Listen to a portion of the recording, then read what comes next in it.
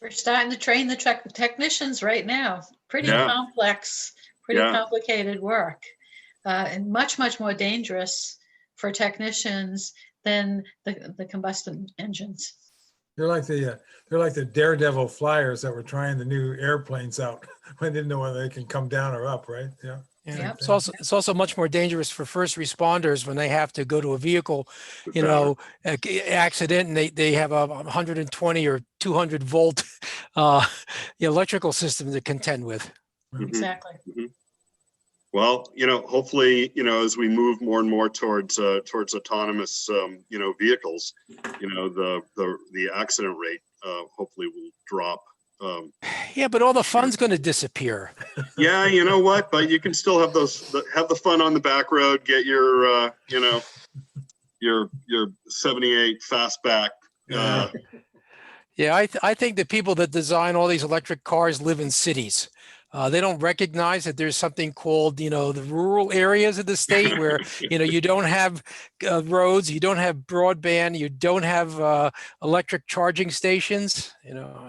I see something like a plug-in hybrid as the more likely intermediate step where you've got, 40 miles of battery plus a gas engine to carry you the rest. Or a long extension cord. Yeah. Yeah. Well, Mel, you were an early mover, early adopter in the electric weed whacker world. So. Yeah, right. That's just because I didn't want to have to ruin my arm trying to start the goddamn thing with a motor on it. Yeah, that's like Val. I have both a plug-in and a fully electric Nissan Leaf. You do. And the range on the Nissan Leaf is about 260 miles, 250 miles. That's significant.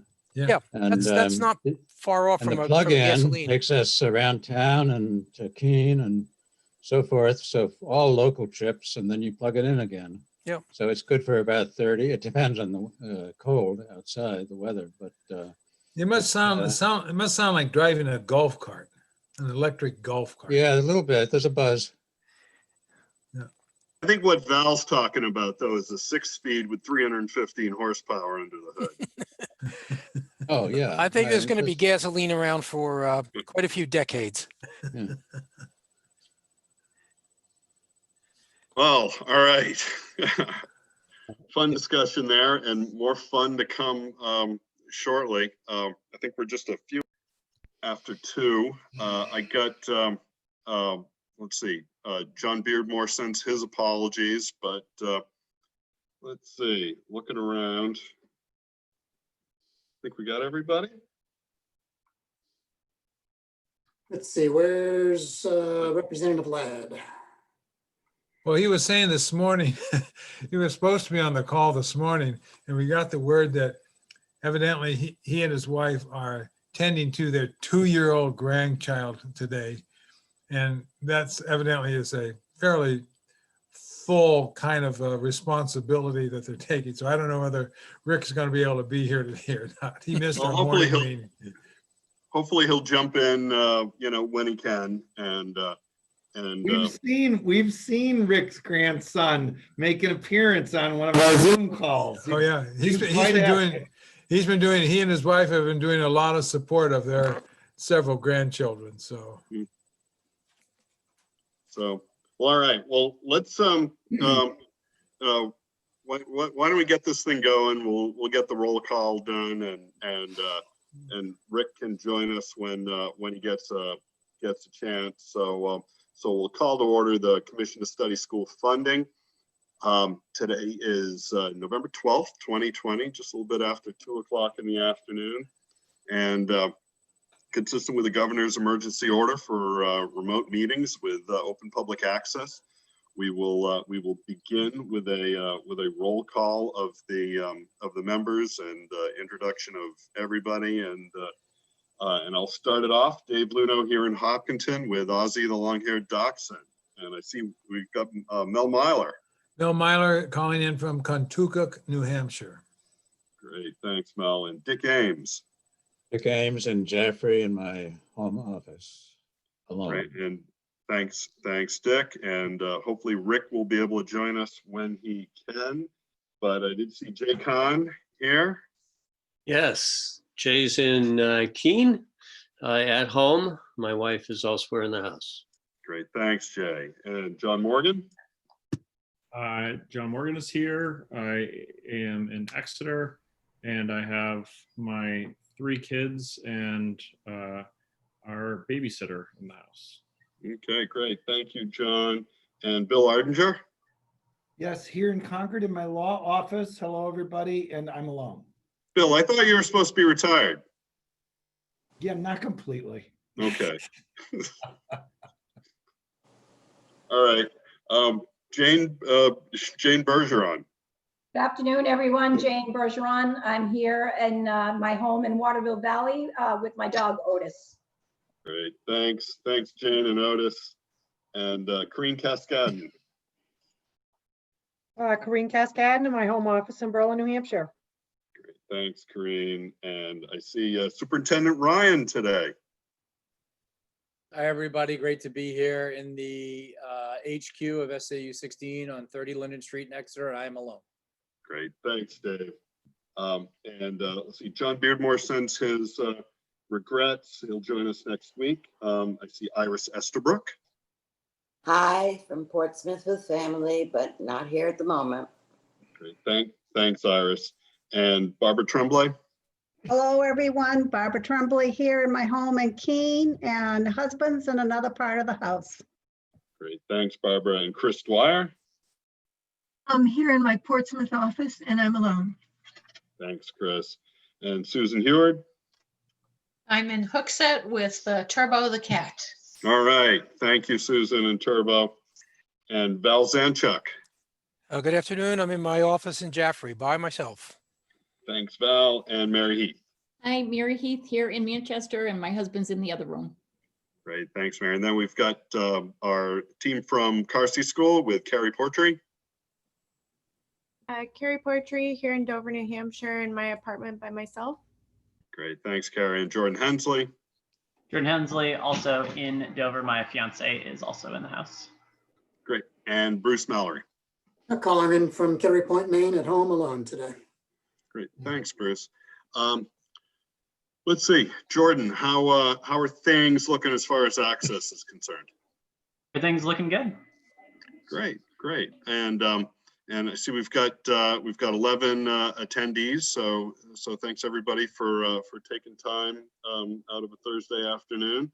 We're getting close to the finish line here. So and I know there's a lot to do between now and then, but we'll get there. And so thanks for joining us and participating in this. And before we get started, I just wanted to take a minute with a couple of thoughts. So particularly looking back on the work group meetings we had on Monday, I know it got sort of messy. And what's the word that we use from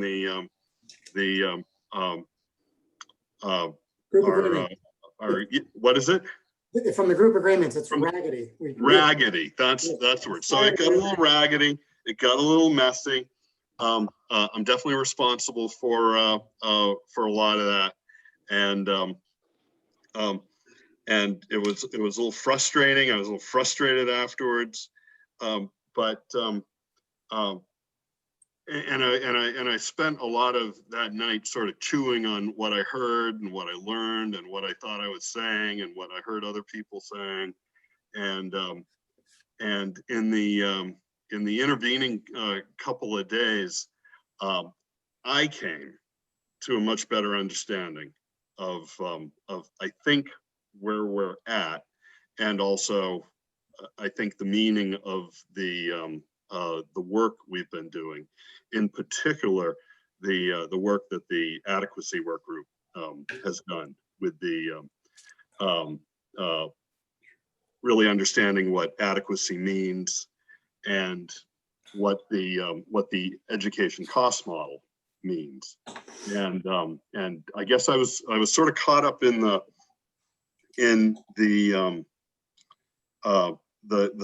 state of, where things have been, where we're always, getting consumed of, what's the cost of an adequate education? How much money are we going to get from our school board's going to get from the state, and all of that type of stuff. And going back to Mel's, words, we've really taken a student-centered approach to this, and the education cost model is at the heart of that.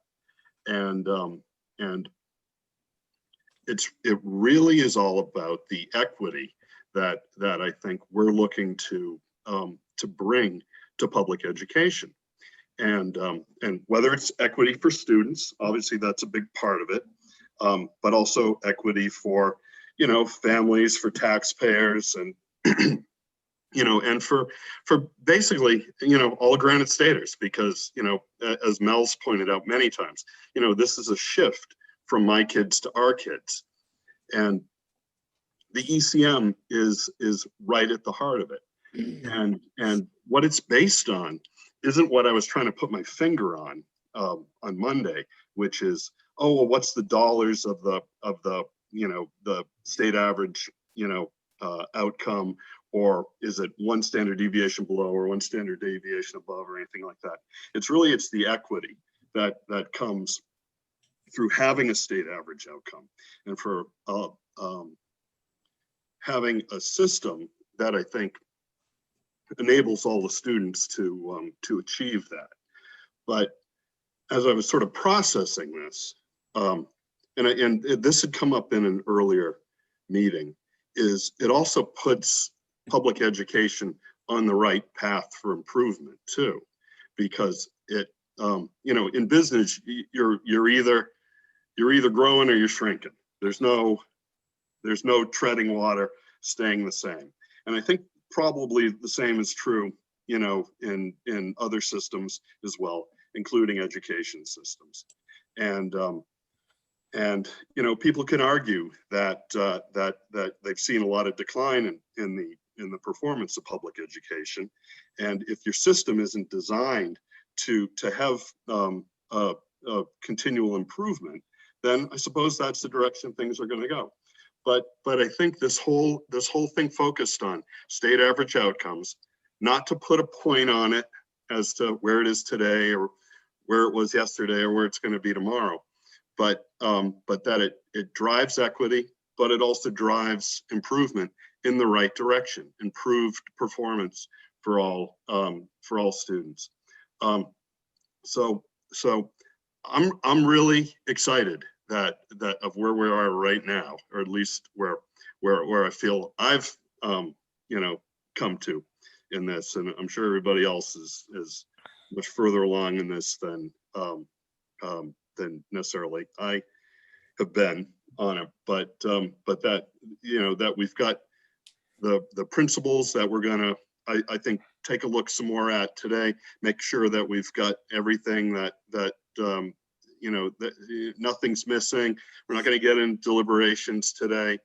We're making sure that we've got principles that we can that we feel are pretty complete. We can look at over the next few days, and we'll do some pruning next week at our next commission meeting on Monday. But that core to these principles get back to the things we've been talking about, since January. Student equity, taxpayer equity, and fiscal neutrality, and certainly covers things that all of the work groups have been working on, and we've all contributed to it. And anyway, that was my sort of takeaway from Messy Raggedy Monday. If anybody else wants to add anything, happy to. Mel? Where'd Mel go? Anyway, all right. I'm good, Dave. I'm good. Okay. Well, with that, it sort of brings us to the minutes from let's see, last Monday's meeting. So if everybody's had a quick look see at those, I would take a motion to approve the minutes from the November 2nd, 2020 commission. So moved. Moved by Myler. Second. seconded by Tremblay. Is there further discussion? Edits, changes, amplifications? Jordan, thank you very much for these as always. Any further discussion? All in favor? Oh, we're sorry, got to do a roll. We're ready for that? Luno, yes. Liler, Yes. James, Yes. Khan, Yes. Morgan, Abstain. Ardinger, Yes. Bergeron, Yes. Cascadden, Yes. Ryan, Abstain. Estabrook, Yes. Tremblay, Yes. Dwyer, Yes. Heward, Yes. Zanchuk, Yes. Heath. Yes. Minutes carry. Great. So today, I think there's really two things on the agenda for this afternoon. First is going to be something new. I think it was emailed out to everybody earlier in the week, but it's going to be the draft of a contract extension for the UNH Carsey School to provide continuing services to support the work of the commission. And you know, we know the work of the commission is something that's going to include education. We've talked about that, you know, dissemination of information, things like that, and during the legislative session, and so there's still more work to do there, and the idea is to review that today, and then we can bring that up as an you know, any sort of, you know, questions, comments, concerns. We can do that, but bring it as an action item on Monday next week. Just as a background, the back in January, February, well, January was presented, I think February was approved, bringing the Carsey School on and having them not only a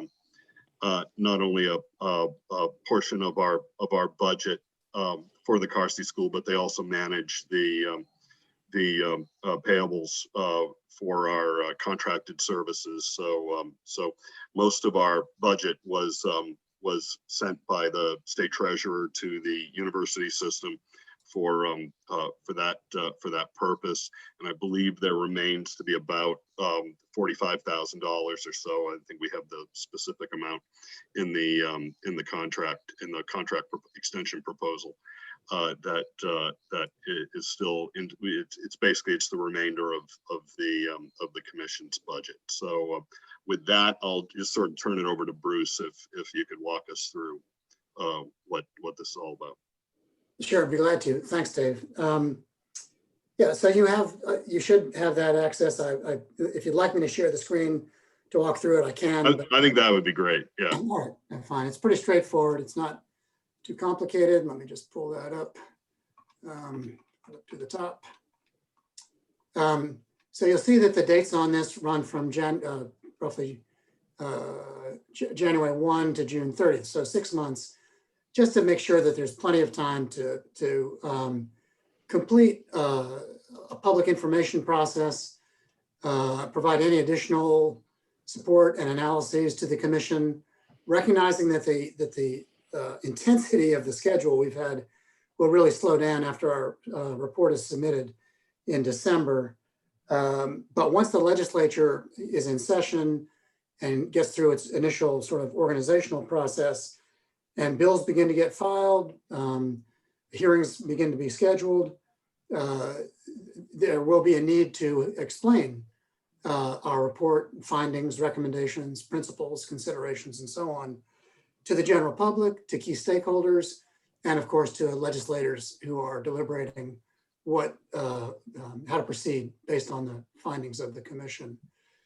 We'd work closely with the Office of Legislative Budget Assistant around additional analyses. We provide some public opportunity for educating the public. We'll make these wide open. We'll schedule these at a variety of times. We'll do the same thing for members of the general court, again, scheduled at various times to assure maximum participation. The key stakeholder groups that we've been working with all throughout the year, representing the education community and municipal officials community, we'll want to be sure that they understand the findings and recommendations in the report and have an continued opportunity for input and understand how they might influence the process once it's in the legislative system. We'll continue the website.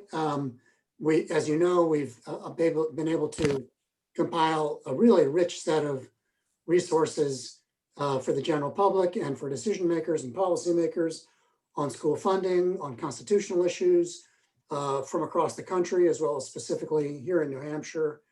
And so we want to continue to make that available. That may be especially useful during the legislative session. There, of course, all of the record of the commission's proceedings, the minutes, the video recordings of all of our public activities, including public comment periods and focus groups and so on. So the intention here is to continue to make that available, and then at least for a multi-year period, and then to be sure that it's archived in a way that at any point in the future, it can be accessed, for reference purposes as well. And so that's really it. It's continued logistical communication support, some research support for the commission, and then we don't have a detailed budget yet, but as Dave said, we've got about 44.5 left out of the initial appropriation. And so that'll essentially go to personnel time and the website maintenance time over the next 6 months. So I'll stop there and see if there are questions. Great, and I think something to point out too is the terms in this contract extension are consistent with the terms of the underlying contract when it comes to the facility and the administrative overhead charges and things like that. So we just we made those the same flat percentage as it was in the base. So just for the record, that's about a 5% facilities charge, F&A charge, overhead charge. The standard university system charge to the state for this kind of work is about 27%. So this is y'all are getting a bargain here, which is fine. But the truth is that since we're all doing this work from home, we're not exactly consuming a lot of university resources in the process. Oh, so does that mean we need to open up other contracts with the state? I'm only kidding. Yeah, right. No, you need to help pay my heating bill for my house. Okay, so thoughts, questions about this? The first time people are seeing this, so we're not gonna act on this today, but just wanted to get any thoughts or questions out there that we might be able to either address today, or we can fold any recommendations into the final language to get out before Monday next week. Dave, this is Bill. Yeah, Bill. So what is your intent in terms of timing to provide thoughts and comments and then to ultimately have a discussion of the commission on a proposed actual contract for approval, recognizing that the commission itself is terminating. And we have to try and make sure we fit that in. What's your timetable for this? So the commission actually doesn't terminate by law. The commission will stay active. In fact, by law, it terminates once the legislature has acted on the commission's recommendations. So there's no sunset provision on the commission. That said, when the new legislature is sworn in, the commission membership will be at the will of the House and Senate leadership and the governor's office. And so what that means for the commission, I don't know. But I think, and I think this is important to your question, Bill, that since January, we've been marching towards a December 1st report date, knowing that December 2nd would be the first day of the new legislature. And plus we didn't want our, you know, we didn't want this enormous effort to go on indefinitely. We wanted to have some endpoint to it so that people can get on with their lives as well. Sorry about that. It's not going away. Yeah.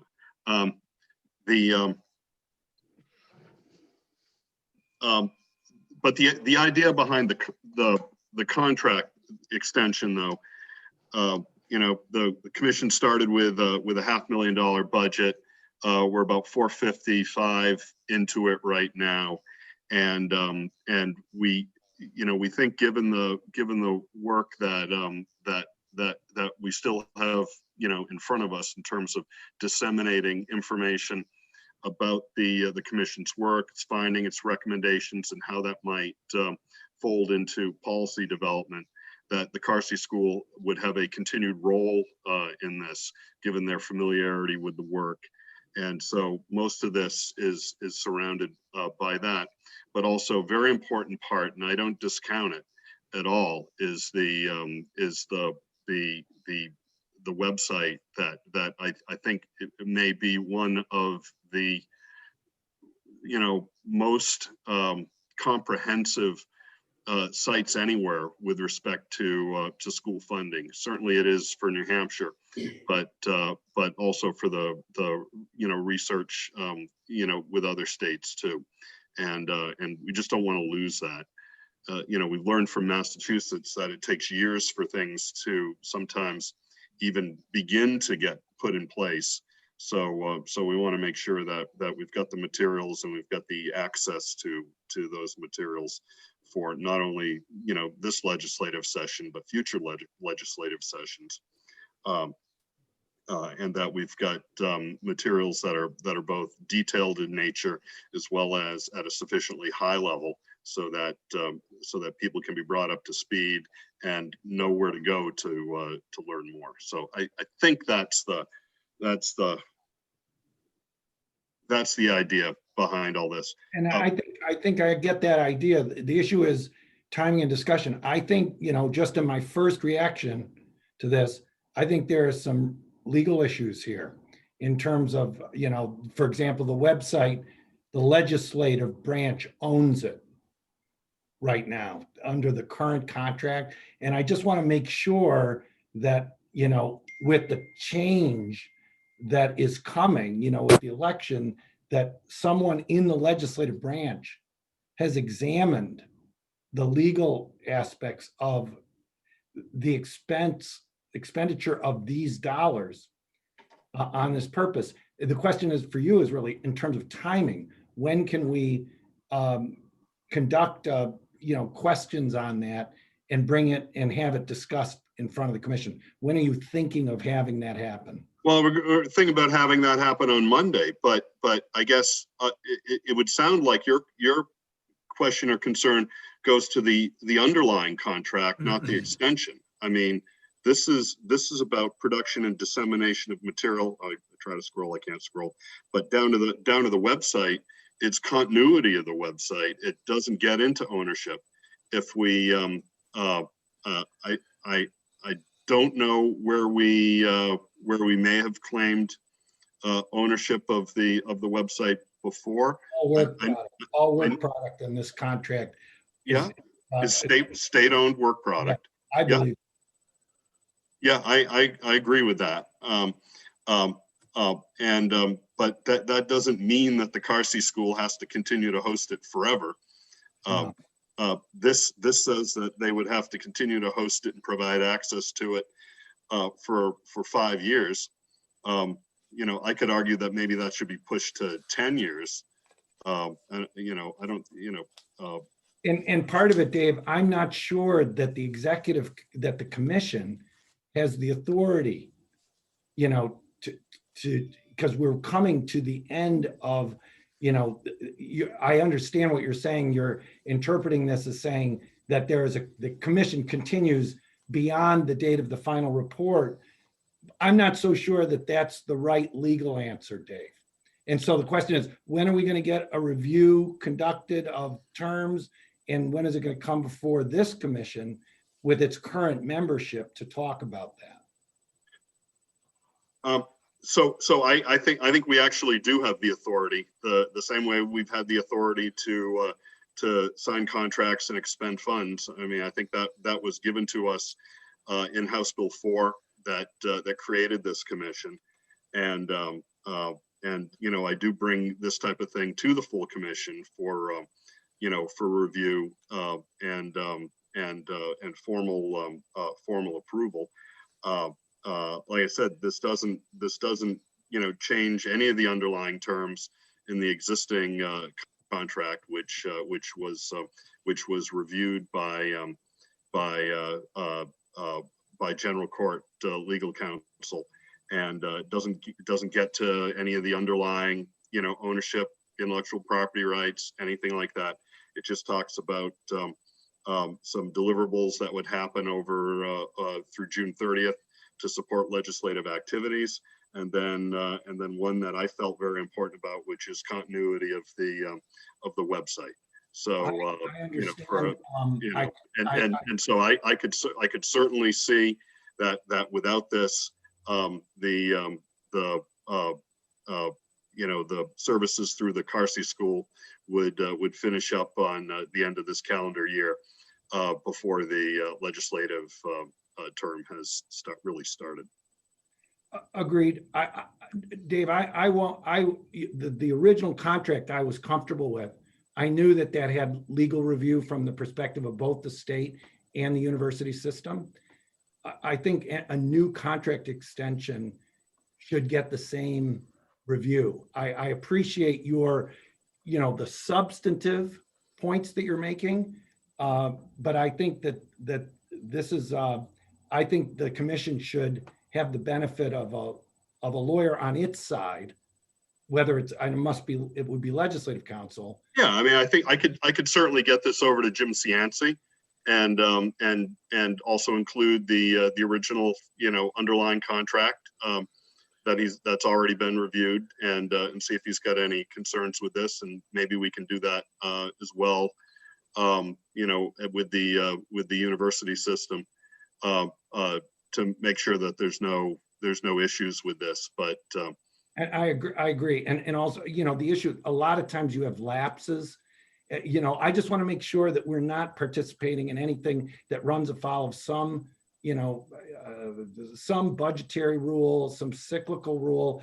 I want to just be able to say that the commission crossed all the T's and dotted all the I's. Sure. No, well, we can. No, I mean, I'm glad you raised the point. So let's get it done.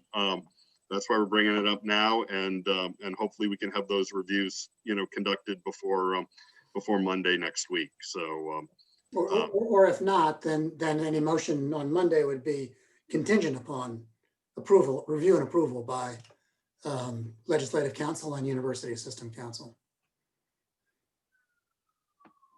Yeah, and I think I think maybe the first contract was actually done that way too. I'd have to look back at it, but really going to the merits of this contract extension, are there things that services that we may be looking for through the Carsey School, or that we should be you know, considering over the next 6 months that might not be included on this? I mean, you know, I think there's sort of enough interpretation in here that you know, that it provides what the legislature and key stakeholders may be looking for. But if there are things that we're missing, that's really what I'm sort of hoping to get from today's look-see, and then you know, bring it back next week. I can't see everybody's hand, so if you've got a hand up, just please jump in. Well, I just wondered if you wanted to, because some of the provisions are so specific, 3 1 hour, 4 60 to 90 minute, if there is some provision in there that allows easily for adjustments to similar levels of effort to meet the needs that come up.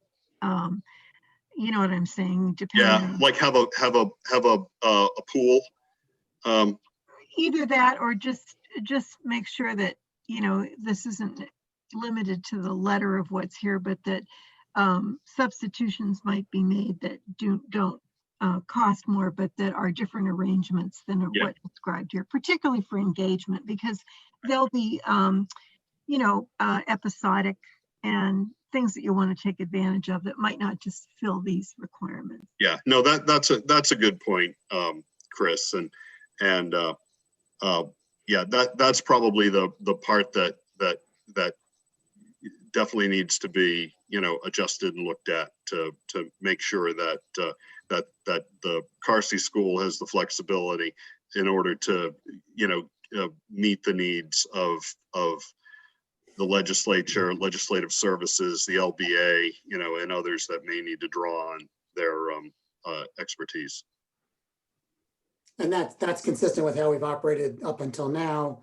For example, the public engagement scope of work in the original contract didn't nearly anticipate the scope of engagement, primarily because of COVID, that ended up doing, and because we realized how effective it was and how much people were interested in that piece of it. So yes, I think some language in here about assuring that the equivalent of these activities in order to meet the intention of what's described here would be useful. Bill, yeah. I had a follow-up, Dave. So if this contemplates that there's a continuing entity, the commission, how does the commission intend to be populated and like approve information or documents or things? What do you see in terms of that continuing authority and action by the commission into the new year? Yeah, no, that's a great question. That's certainly going to be subject to, you know, House Senate leadership and the governor's office to do that. I would need to check, but I think based on past practice, the membership of this commission remains intact until new people are appointed. Right. You know, or that the positions are vacated, and all of which, I mean, we basically serve at the pleasure of the House, you know, House leadership, Senate leadership, and governor's office. So so I think that's the way that would work. I don't think any of these paragraphs for the work envision the Carsey school developing new theory or policy or anything like that, or continuing, you know, new research. I think it's basically, you know, packaging and disseminating the you know, the findings of the commission. You know, I'm sure when going from a report to a PowerPoint, obviously there's going to be, you know, condensed ideas and things like that. But you know, not a change from what is found in the final report.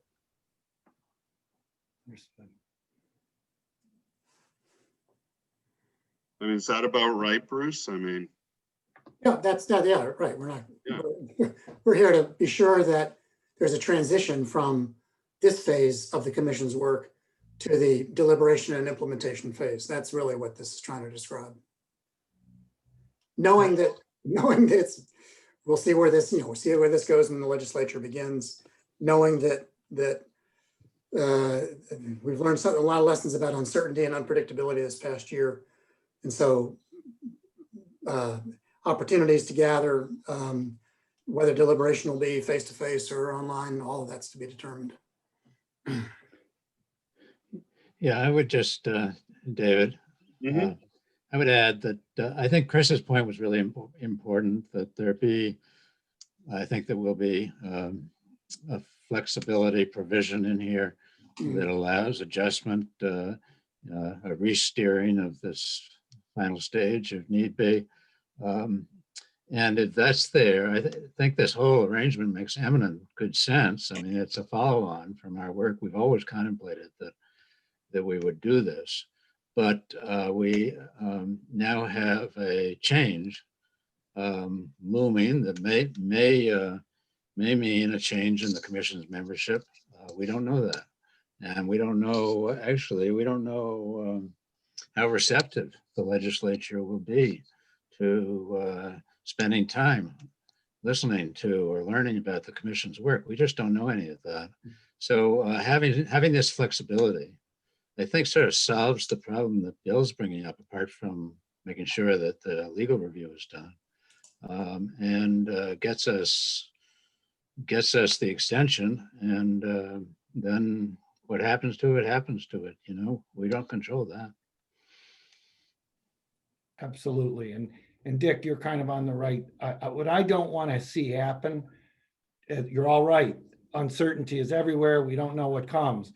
I just don't want it. I want to be able to have every commission member be able to point to an authorized legal review that said that, you know, that we did everything right. You know, this is not an actual contract language. So, you know, obviously before we vote on a contract, we'd have to have contract language that, you know, this is, remember, this is public sector stuff we're doing right here with public funds. We've got to be really careful, because what I don't want to have happen is have any member of the commission come around this corner and be subject to a claim that we took action without making sure that we could rely on, you know, an absolutely ironclad legal basis for what was happening, because otherwise people will make accusations or something. I don't want to have any accusation. Yeah. I mean, I think that's a fair concern. Certainly, if this were a new contract with a new entity, I think given that it's an extension of an existing contract, it's really extending the work product section. I appreciate that. I've represented, you know, I represent the Department of Justice now, and I've worked for state entities. Public contracting is very different from commercial contracting, and expenditure of public funds is actually, if we are not careful, you know, someone who authorized an expenditure of public funds without due authority, that it's a criminal sanction. So we can't mess around with this, Dave. And I know you're doing so much work, and I don't mean to be a negative Nelly. I'm just saying, cover us, please. No, you got it. I mean, you know, none of us took this on to spend the next bunch of years in jail. So, and I'm not saying we will, yeah, just no need not to get the cover. Yeah, no, I appreciate that. I'm glad you're bringing that up. I will make sure, I'll reach out to Jim Cianci and Terry Paff on this. If Bruce will reach out to Ron Rogers. Yeah, right. But again, this is going to be a part embedded into the existing contract, which has all of that ironclad language about intellectual property and about deliverables and about liabilities and so on. So that all exists, and that will then, you know, be the umbrella for this amendment. Right, but having their blessing, I think, is important. Absolutely. Let's not assume that there's nothing innocuous, that everything in here is innocuous. That's right. And I mean, we could have had a whole bunch of nasty stuff in here too, that you know, but we don't. But we'll get the necessary legal review. Yeah, for sure. So, anything else on this? Like I said, I can't see everybody's hands. So if you've got something on it, please. We can probably stop the screen share. Yeah. So is everybody good with this right now, Chris? I appreciate your comments on particularly on the flexibility of resources. I think that's going to be very important. So.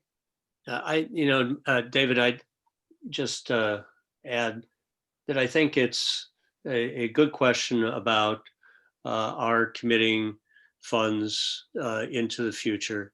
And I think that's the question that's, being raised, and we'd like the opinion of a legal counsel. I would as well. I appreciate the question. But I also want us to recognize too how it's just a responsible thing on our part, after having invested the time and the resources of the state, to have some continuation into the legislative session so that the legislature actually has the ability to fully consider the findings and results of this study. Right, right. No, thanks, Jay. And you know, whether it's our, you know, the group of us that are the members of the commission, or if it's another group that they will have the you know, at least the you know, the services from the Carsey school to at least, you know, provide the you know, the support for legislative activities. So okay, so this will be coming back next week. Okay, so this brings us to, we're about 15 minutes behind, but that's not too bad for us. Next on the agenda is discussion of work group findings and essentially policy principles.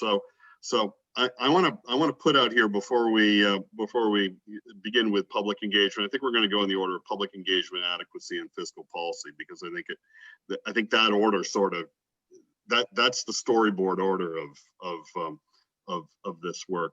But before we dig into it, I think the objective today is to be sure we're not missing important principles. We don't necessarily have to agree on principles today or stuff, but that we're not missing stuff, so that when we go into our extended commission work on Monday, what we go from 1:30 to 1 to 4:30. I'm sorry, 1 to 4:30 on Monday. So you know, then we'll be sort of hacking it apart and pruning and stuff like that. So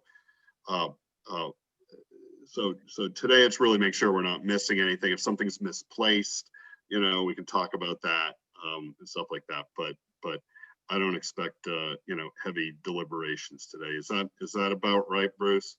Yeah, I was going to say something here. We're on final approach here, and I expect that Dave and the executive group, Jay and Mel and I and others, we're looking at the calendar every couple of minutes. So let me just briefly lay out what happens between now and December 1st in terms of our process.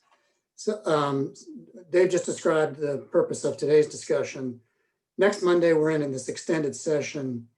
We will we'll bring back whatever revisions are on these work group reports, because they're a critical component of the final report. We'll also go back to the design thinking framework that we began with in the spring, just to remind ourselves of kind of the arc of the process that we've been engaged in. And we'll also have for you on Monday a shell that's begun to be populated of what our final report's going to be. And so you'll see exactly what that's going to look like, what we're going to be emphasizing. We'll have a top line summary draft, this is all draft, a top line summary of the key findings and essential policy principles that have emerged across all three work groups, as well as those that cut across all of the work groups. So we're really going to be getting into substantive language discussion, moving towards our final conclusions, and we'll get as far as we can on Monday with that extended time. Following that next week, we currently have work group meetings scheduled next Thursday, the 19th, to put the final touches on the respective work group reports and do any other deliberations relative to the final report necessary. Now, as a heads up, that Thursday, November 19th date that's on the calendar, probably gonna have to shift to Friday for at least a couple of the work groups. So more to come on that, but there's a House caucus meeting now scheduled for the 19th. That's gonna bump a number of folks here off. But I think we've got a way to you know, at least get fiscal policy and adequacy to meet next Friday, the 20th. The following Monday, the 23rd, is a regular 2-hour meeting of the commission. There we'll have a complete final draft for discussion. I assume that we wouldn't take a final vote then. Our final meeting is scheduled for Monday, November 30th. Obviously, the day, you know, we need to have a final vote at that point for the commission in order to submit its report. So that's, we really literally have 4 more work days. One of those is a work group day. The other 3 are commission meetings in order for us to land. And obviously we can't get too far ahead of ourselves when we're offline drafting reports and having deliberations, because then it's not accessible to the public. So these will be our opportunities, these meetings, to express our views and refine our language and land on a finished product by the 30th. Abe, may I ask? Yeah. Okay. Bruce, in that schedule, when do you project that the members of the commission will receive a full integrated draft of a final report so they can review all moving pieces together in an integrated whole? Well, let's talk about full. Certainly prior to the meeting on the 23rd, you have to have the substantive contents to be looking at. Now, the report itself will include backup materials, appendices. We may add, you know, some kind of executive summary perhaps. So there may be some pieces that honestly are not completely done just prior to the 23rd, but you've got to have the substance, the findings, the recommendations.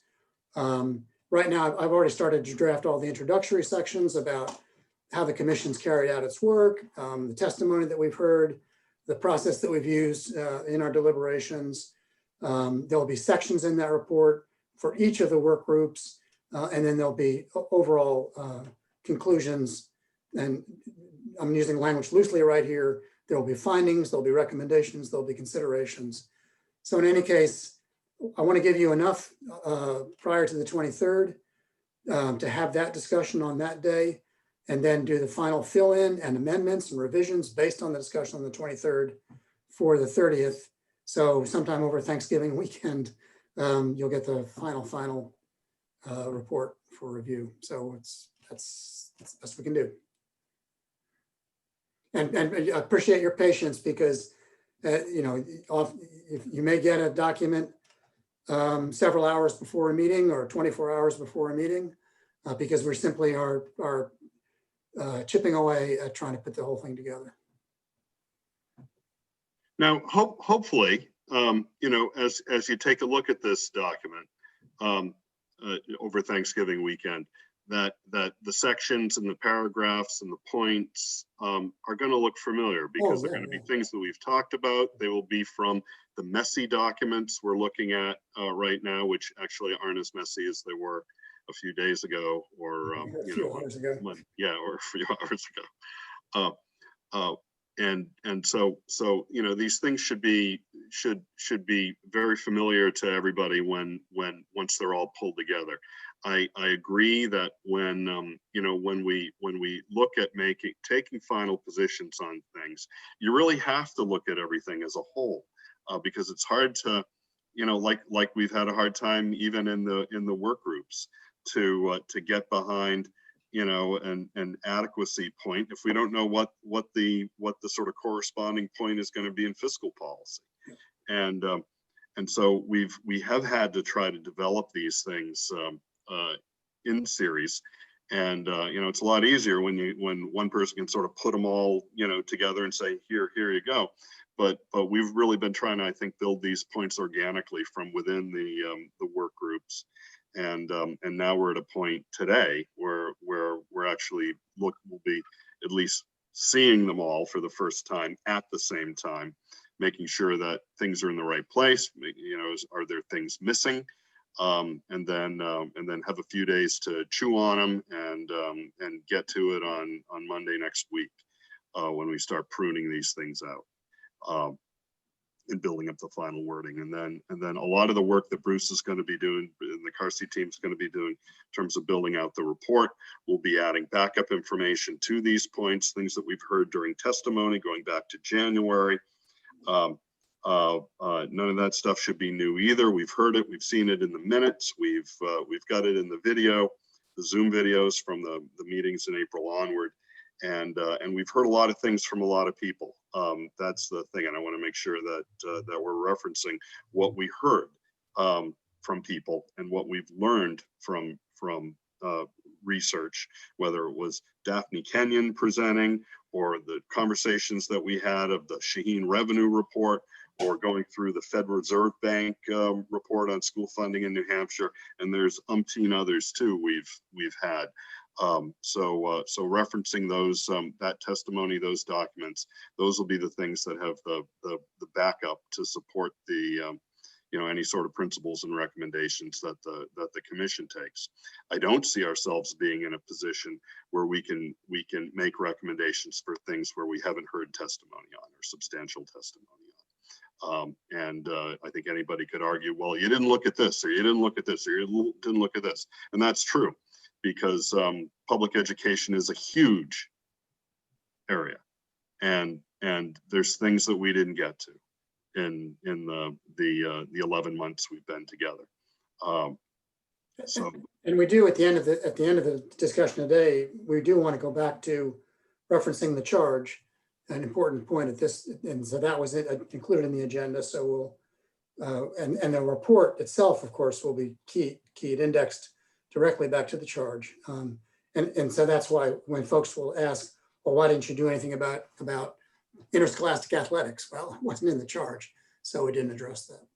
I think of this as we're putting together a 1,000-piece jigsaw puzzle, and I think right now we've got the 4 corners. You always start on the corners with a jigsaw puzzle because you can find those pieces. Those are sort of in place, and now we're going to finish the process by completing the rest of the pieces. Great. Anything before we sort of splash this up on the screen? Anybody want to, Jay, Mel, jump in with anything? I just, we're going to get around to each of the sections. I noticed, and I think you've done a really good job on the fiscal policy, trying to bring those elements you just talked about. The definitions are clear. The kinds of considerations and meetings that is shown. I think on the adequacy and distribution side, we need to bring that up to the same level. I think there's some definitions that we can add, but we've done a lot. We've done a lot of work. We spread it out over what is needed to be considered for school funding. But I recognize what Bruce has said. It's a work in progress, and it's coming together fast at the end. And I think each time we keep ratcheting ourselves up to where we should be as a final report. I'm trying to own something here in saying, there's more that can be done, and I'm glad we got the last 6 months of electioneering out of our system, and that we still got a couple of days left to polish it up. Right. Thanks, Jay. Bruce, this is a 2-hour meeting or 3-hour meeting? We're stopping at 4 today. We'll have a little public comment. Okay, because I was just looking at the agenda, and actually has us going through 5. My fault. Sorry. Yeah. So here's the plan here. Again, not spending a whole lot of time on discussion, moving stuff around, stuff like that. General information, general points that Jay and Mel and I and the Carsey team can use to tune these things up, get them ready for Monday. Essentially 15 minutes each, public engagement, adequacy, fiscal policy, and that'll take us to public comment. So we good?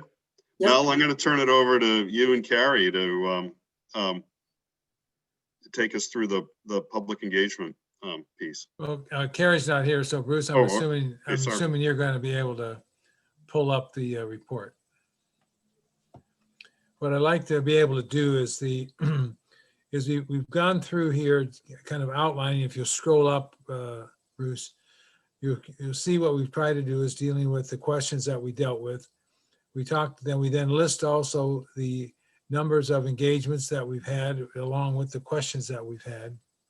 And we've listed all of the where we've met and the citations of where you can find the minutes of those particular engagements. And we finally come up on page 4 with the principles that, based upon all the input, there are basically 9 themes, 9 principles that we came up with. If you can enlarge that a little bit, Bruce, please.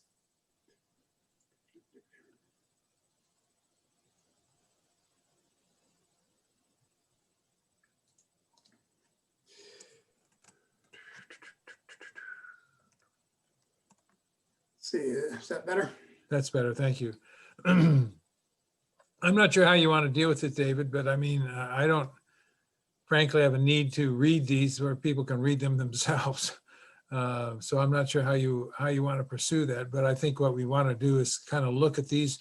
These are the key things that we found throughout all of the engagements that we've had with educators, with school finance people, with local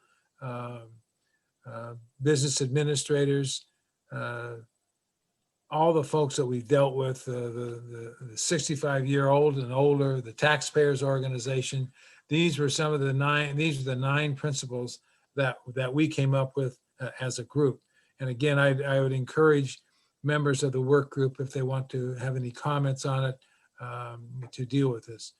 So David, I'm not sure how you want to deal with each of these. You want to take them one by one? Do you want to just have people look at them and then respond in general to them? I'm not sure how you want to proceed with this. You know, if Mel, I think it would make sense to, we don't have to read, you don't have to read them each, but I think talk about the gist of each of them. And you know, this basically, you know, this work here serves as really the basis for the design thinking, work. And you know, what did people tell us? What did we hear? All right. Well, I think if you look at the first one, number 1, it basically talks about there is an acknowledgement of the inequities of school funding across the state. And although they recognize that there are current school fundings and it's dependent upon the property tax, one of the things we discovered that there wasn't a lot of concurrence on the issue of, yes, property taxes are a problem, but there wasn't a concurrence on alternatives to that, as far as trying to provide some relief. There was a general concern dealing with the issue of some kind of property tax relief, recognizing that property taxes are unequal, that there needs to be a more fluid system across that. But there was a question around the issue of property tax relief, of which we've talked about within this commission. There was also general concurrence that the concept of school funding is a difficult one to understand, and that a lot of people do not understand exactly how all of this works. There was a concurrence around the issue that that property taxes provide an inequitable opportunity for kids to get to get equitable access to schools, to good education, and that needs to be dealt with. There was concerns around the issue of how funds are allocated to public schools, and that needs to be looked at from a standpoint of making sure that students, regardless of where they live, that there was equity, which then leads us to the issue that there needs to be more of a student-centered, and this was an important point, that there was a student-centered approach to funding schools rather than just a categorical, everybody gets the same amount of money from the state. That this would prepare different kind of pathways for careers and college pathways if there was a greater student-centered approach rather than the input base that we've talked about. There was a concern too also expressed that there needs to be some kind of a consistency in how funds are going to be coming. It's difficult for school districts and towns to really do any kind of long-term planning when there is not some sense of an understanding of exactly what those funds are going to be coming in on more of a long-term basis. Unfunded mandates has been a consistent problem. I know that in our House Education Committee, one of the things that we've tried to do is that every time we look at a piece of legislation that's coming forward, the issue of is it an unfunded mandate is always before our eyes. But this is the one that is maddening, frankly, to local school leaders as how much more can we do with the legislature continuing to pass mandates that would come. You know, there's an old saying that, you know, be careful that when the legislature's in session, kind of run for the hills because you have no idea what the hell they're going to come up with. And this kind of falls into that and that particular category. And then the final thing here that I think was key throughout, and that was the issue of the quality of teaching staff being very important.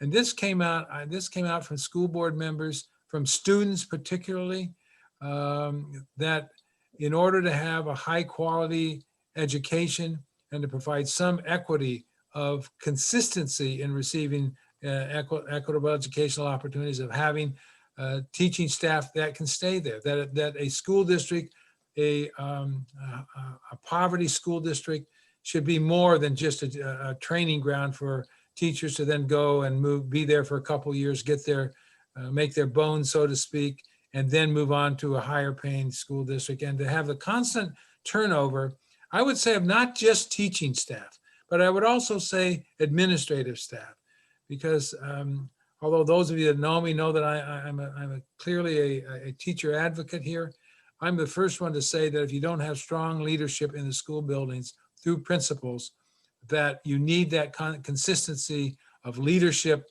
providing a quality teaching staff. That combination needs to take place. So those are the 9 general things that we came up with that reflect, I think, the comments that we heard through input sessions, through surveying. It reflects the survey that we had. There was a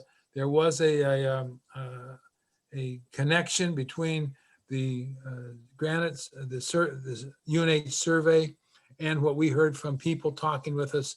There was clearly a conception. The big issue was, though, that there was no concurrence on the issue of, well, we need to do something other than property tax. Well, what do you want to do? And that was still outstanding, that I don't think people really wanted to, at that point in time, to frankly look at a new tax. They don't like what they have, but they need some relief.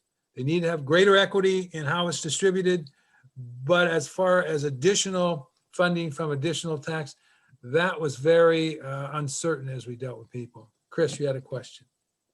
Well, let me ask you, and let me ask my work group members first, Chris, to see if there are some embellishments or some things that I may have missed in the overview there.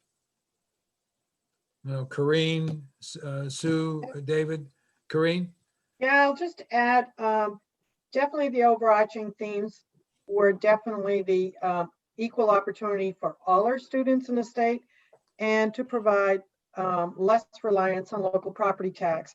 But what struck me was one of the senior groups of 65 plus really was vocal in saying that any financial investment in our educational system is the benefit to the future of the economic base of the state. And so that piece I pulled out for me is like, yes, of course it is, but tell everybody else that it takes money to invest to reap a good product.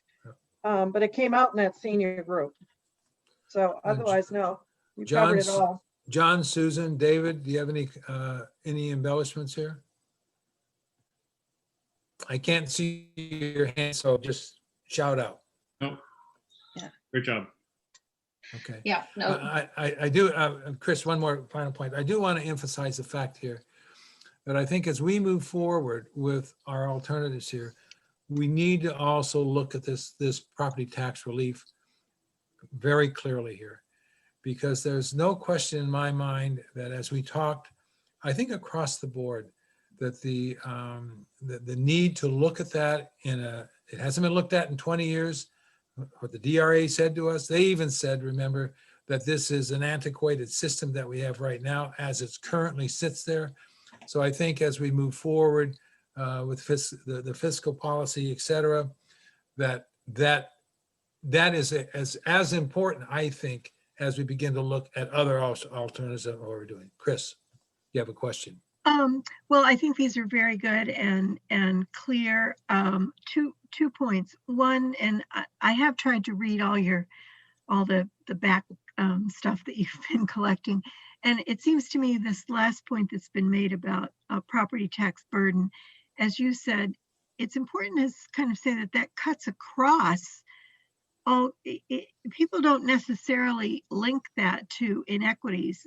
They're feeling that no matter where they are. Yeah, And that's our real challenge here. So that's one point. And then it feels to me these are qualitatively different than what will come out of the adequacy and fiscal policy groups. What you have to me are more like findings.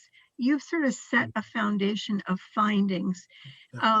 We don't, as a team, have to have consensus about yours in the same way that I think we do about the principles of moving forward with fiscal policy, because these are what they are. And so I'm not sure I would treat them the same way as principles. I think they deserve a different kind of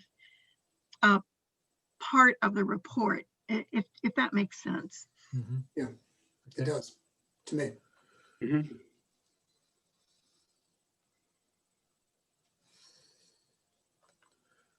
Yeah, so that's, there's something there to be addressed. Yeah. Well, these are the principal. Yeah, no, that's a good. They aren't principles, they're principal points, but that distinction really is critical. Thanks, Chris. Yeah, thank you. Yeah. Yeah. I'm just going to jump in for a second. I also agree with that. It's like it should be at the beginning. That is what is getting us focused and ready to hear what's coming from adequacy and fiscal. Yeah. This encompasses, got all the ideas, all the thoughts. I agree with you, Chris, the findings. Now, what are we going to do about it? So, yeah, I see that more at the beginning of our report in laying the foundation. That's absolutely right, Barbara. And that's why we've got them laid out this way on the agenda today too. And I think I called it a storyboard earlier, but this is how the story, I think, should be told. And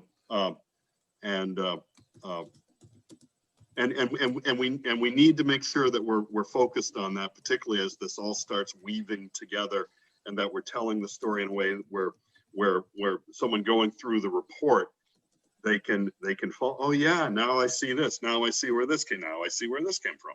Yeah. And to use Chris's language, you just saw the qualitative findings. AAR provides us the quantitative findings. Those are findings. That's all they are. They lead to then the principles and recommendations that the commission will come up with. Right, Dick. Yeah, I think that's a great summary you've done here, and I also agree that findings or whatever, these are not principles, but they're important. But my question is really to probe a little bit on the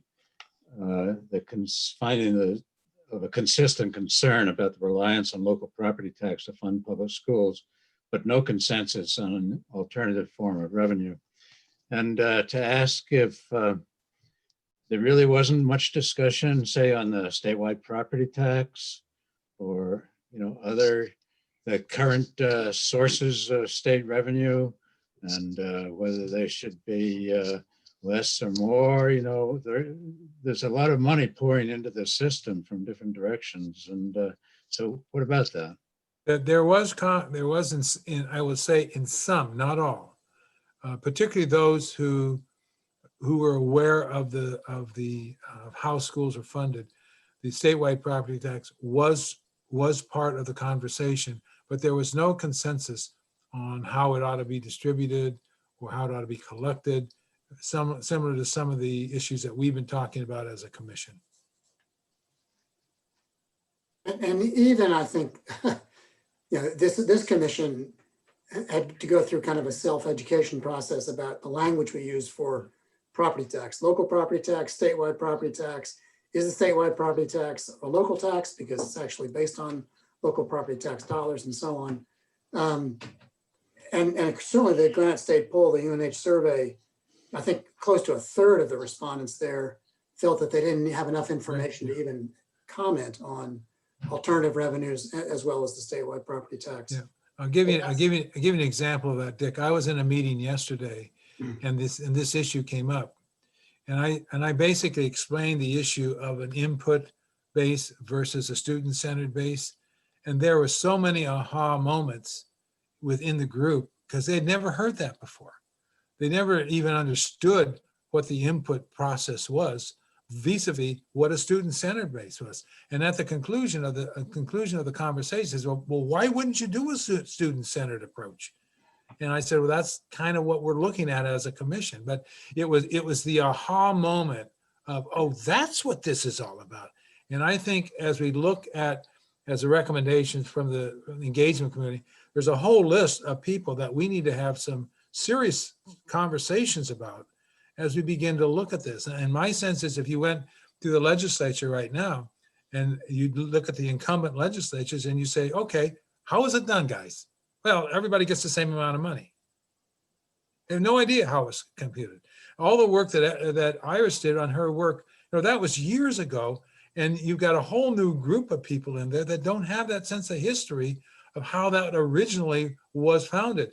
And I think the other thing that I added too was that at the time that we did the input-based model, there wasn't this whole student testing thing. There wasn't this whole other competency-based, this way of trying to gear how kids are doing, how we can hold them accountable. That just wasn't part of the conversation at that point, or as much as it can be now.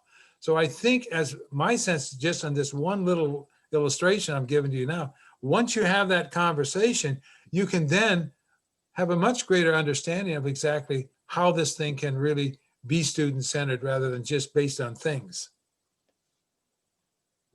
Thank you. Yeah, Corinne. Yeah, I just wanted to add, going back to Dick's comment, is we had a survey question on, I think, the Granite State poll in regards to asking respondents about suggestions for various taxes or revenue sources. And they came up with a whole list of things, but I don't think there was a theme of, pushing any type of a new tax. I mean, a lot of people didn't want a new tax, but you did see income tax in there on occasion, and marijuana tax, and other taxes, but nothing that we could pull out as a theme that say, okay, most of the people who responded to this suggest that we institute a new tax just for education. So there was one place that did come up. That was it. So Barbara, I see your hand up. So let's get Barbara, but then we're going to need to shift into adequacy. So Barbara. Okay, thank you, Dave. I had an opportunity to listen in on some of the various engagement. It was wonderful to hear the various comments. I think one of the things that I took away as well as all the things you've listed is our duty as a commission to provide clarity on what we do. There is very little understanding of any of the taxes. There's very little understanding of input versus output. So we would have to be very clear in our final report with visuals as well as the language. It just came very little understanding of what is currently being done, as well as what might be proposed. We have to be very careful with that. I really enjoyed, by the way, hearing particularly the student voices. That was really something very moving and well done. Thank you. Great, good point, Barbara. Thanks, thanks very much. So if it makes sense, Bruce and Jay, we can move over to the adequacy Let me make sure I've got the right version up here. These Points. versions. That's the right, yeah, okay, this is the right one. Sorry to make you dizzy while I do this. Okay. All right, so I'm going to hand it over to you, Bruce and Jay. All right. Bruce, I'll try and hit some of the points that, and this is, thank you, Bruce, for getting us this far. This definition of, I guess, as we're going through this, think about what's missing is, I guess the key that I find myself asking. And so even in the first sentence, second line, where we say the same to achieve the same level of educational performance, we've had discussion about an equitable level of educational performance. So, I mean, this is what, I think it's important that we identify what the definitions are. And I just wanted to specify on that there's room for us to talk about how sharply we've captured all of our thinking on this. How we define the costs of an adequate education. I think we can probably use some language from the AIR report about what $17,000 per student means.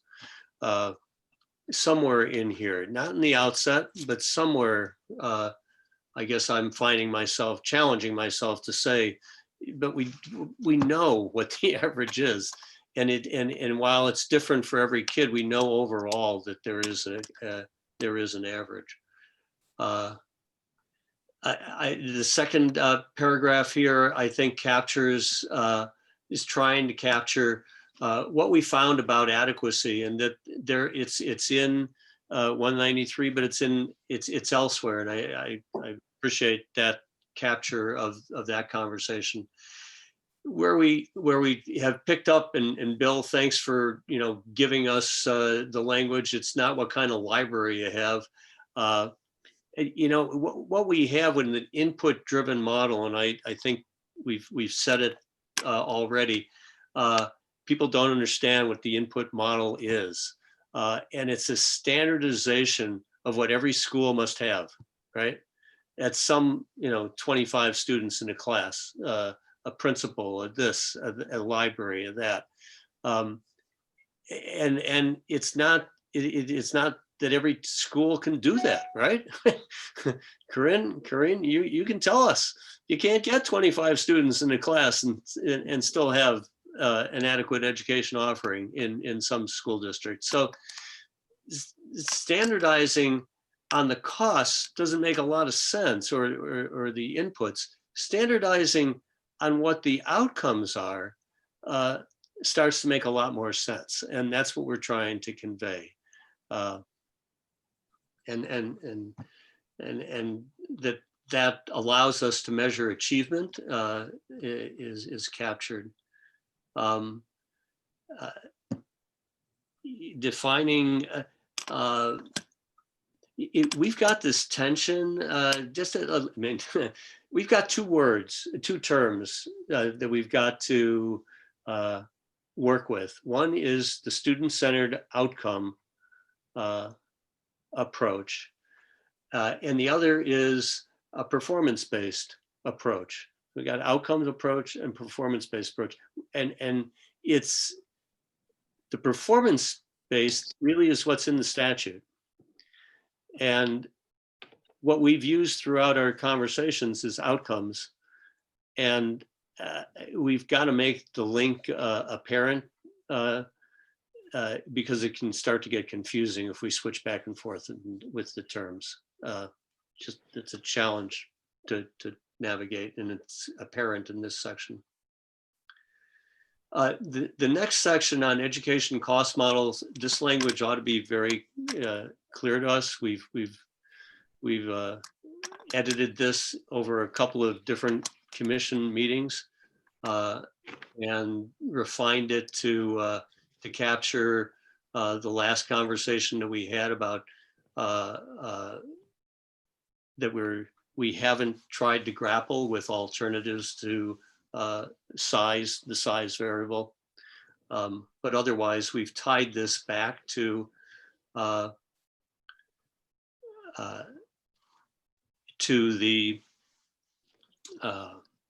weights, and I think we should consider, have we discussed weights well enough, how they were derived? Just another question for myself, that where we landed on, it's a goodness of fit, is a great, and Val, thanks for, summarizing that for us, Jordan, too.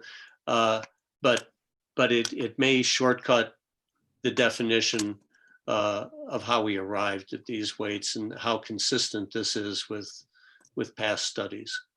And I'll just interject quickly that there will be in the final report an explanation of what we refer to as steps 1 and 2 from the IAR report. And I'll credit Bill.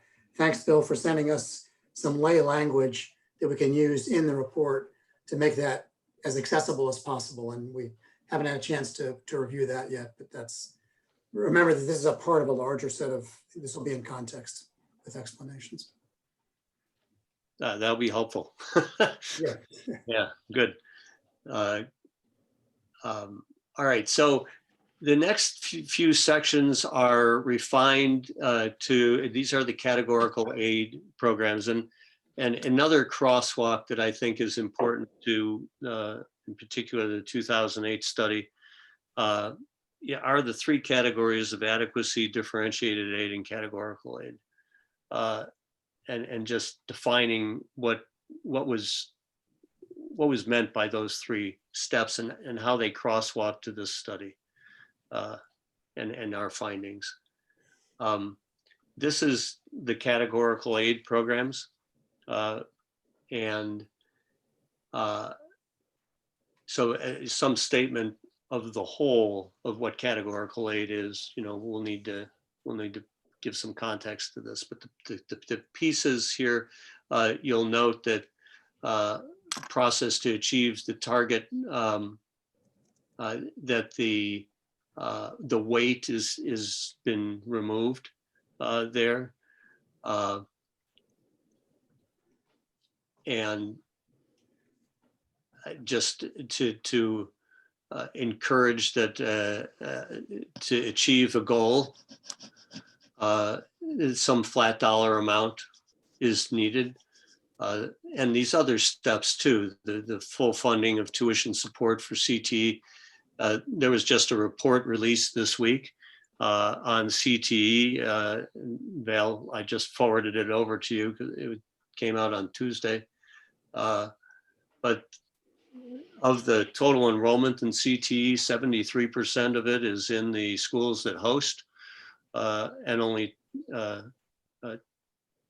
I guess it's the other way around. It must be 77%, and 23% is in the sending schools.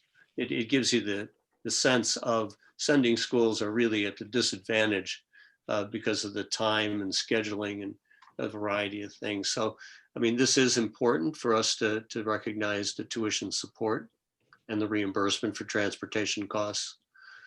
All right, so that's refined.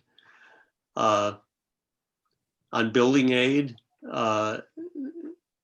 this has been bolstered to say prioritize health, safety, and accessibility with an emphasis on air quality to recognize our concern about the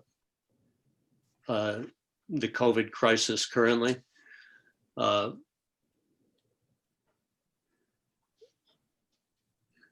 And we haven't costed this out, so this suggestion of the award range change, whether that's helping get more projects on the map or reducing the number of projects that can get on the map, I don't know that we've really weighed that. So, I guess I'd urge us all to think about, is that a recommendation?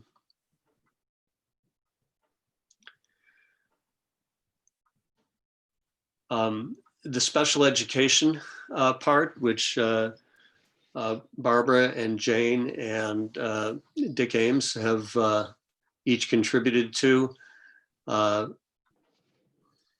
now incorporates,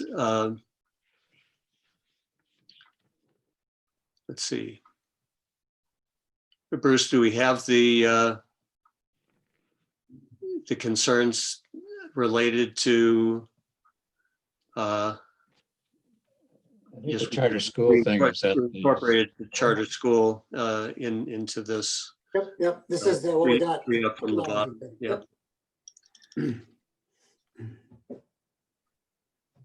And then the notion of what the rates that are being charged, rationalizing that. Yeah, we could, and I'll send you the statutory reference on the charter school. I was looking that up earlier today. Because each of it's pretty clear, all the categories there, how we've made very little progress on costing out what might be an expected cost of districts for having to pick those up, just as thou shalt. The early childhood recommendations reflect the conversation that we had most recently, and set some goals for the state to try to expand access to early childhood education, both for the low income programs.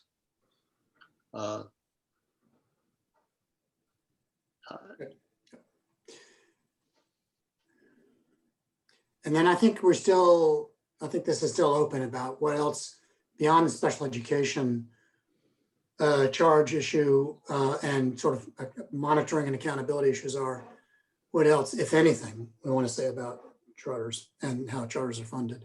So a little bit of homework to be done there. Yeah, I would say that it's something that we really have not studied. Yeah. And I think being upfront about the fact that we have not done the same deep dive on public charter school funding as we have on school district funding is an admission I think we should make clear, and that there really is no opinion about how to deviate from the current state share or in support of the current state share. I think we need to be neutral about, we just haven't explored that. Yep. So I see some hands up. I see Iris, I see Corinne. Can we, because we all have this, Bruce, maybe if you can give us can we see? Yeah. Good, let's, yeah, Iris, I see. Who else, who wants to address this? Just raise your hand.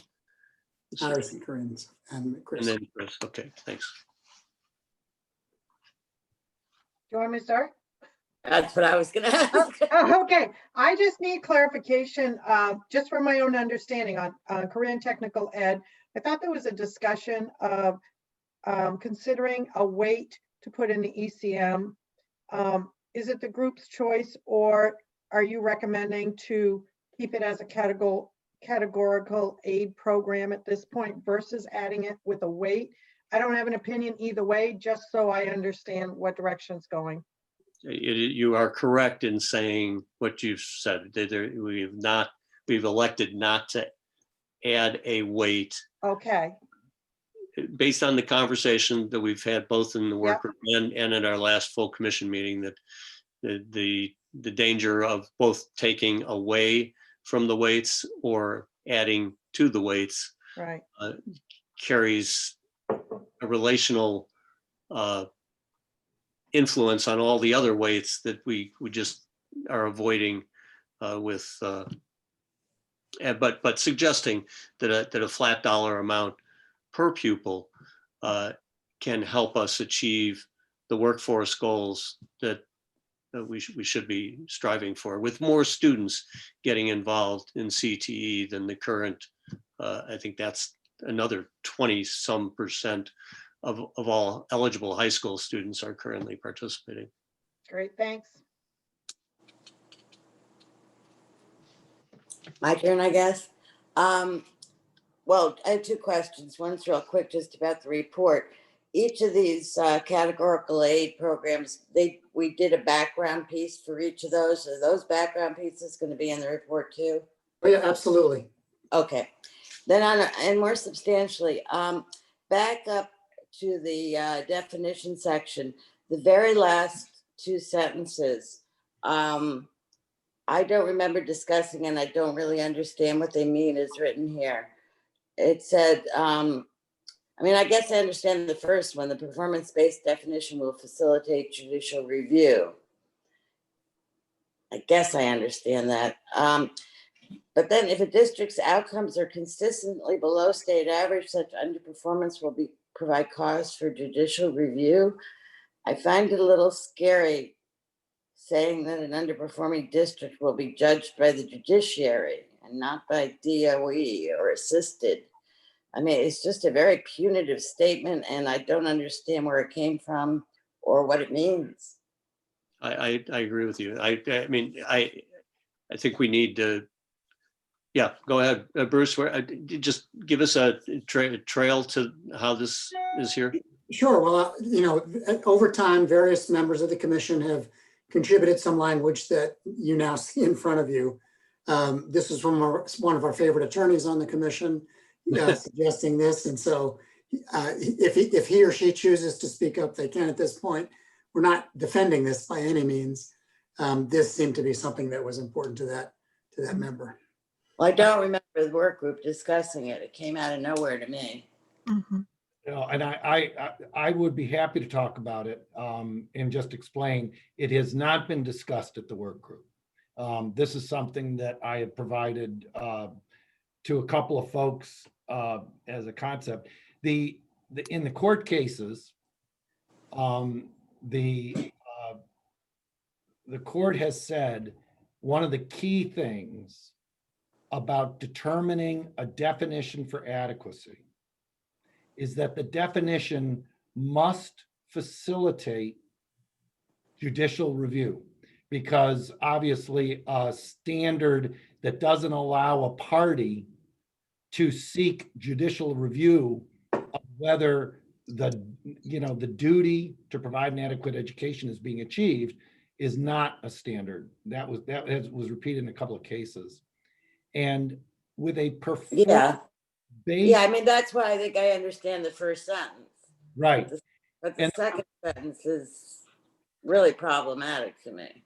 Well, and I bet you we can, I don't think I wrote it just this way. The cause, it provides a performance-based definition that says we will try to achieve a performance target. Facilitates judicial review, because you're allowed to put on a case as a lawyer for, say, a family or a student that says, hey, you know, my student or my district has not been able to hit the performance mark that was defined by the legislature.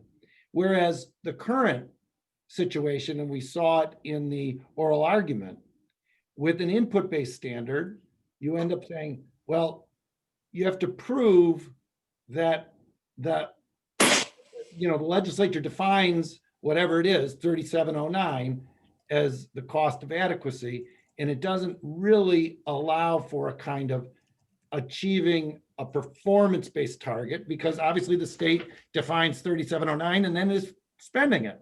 And so that you get into that discussion that we saw at the oral argument, which was ultimately, not that edifying. It was going to, it was suggested that they go back to try and prove what that amount is, and it wasn't clear what the definition. So this may not be exactly the right thing. No. I think you could strike the last sentence, as Bruce's note said. Please.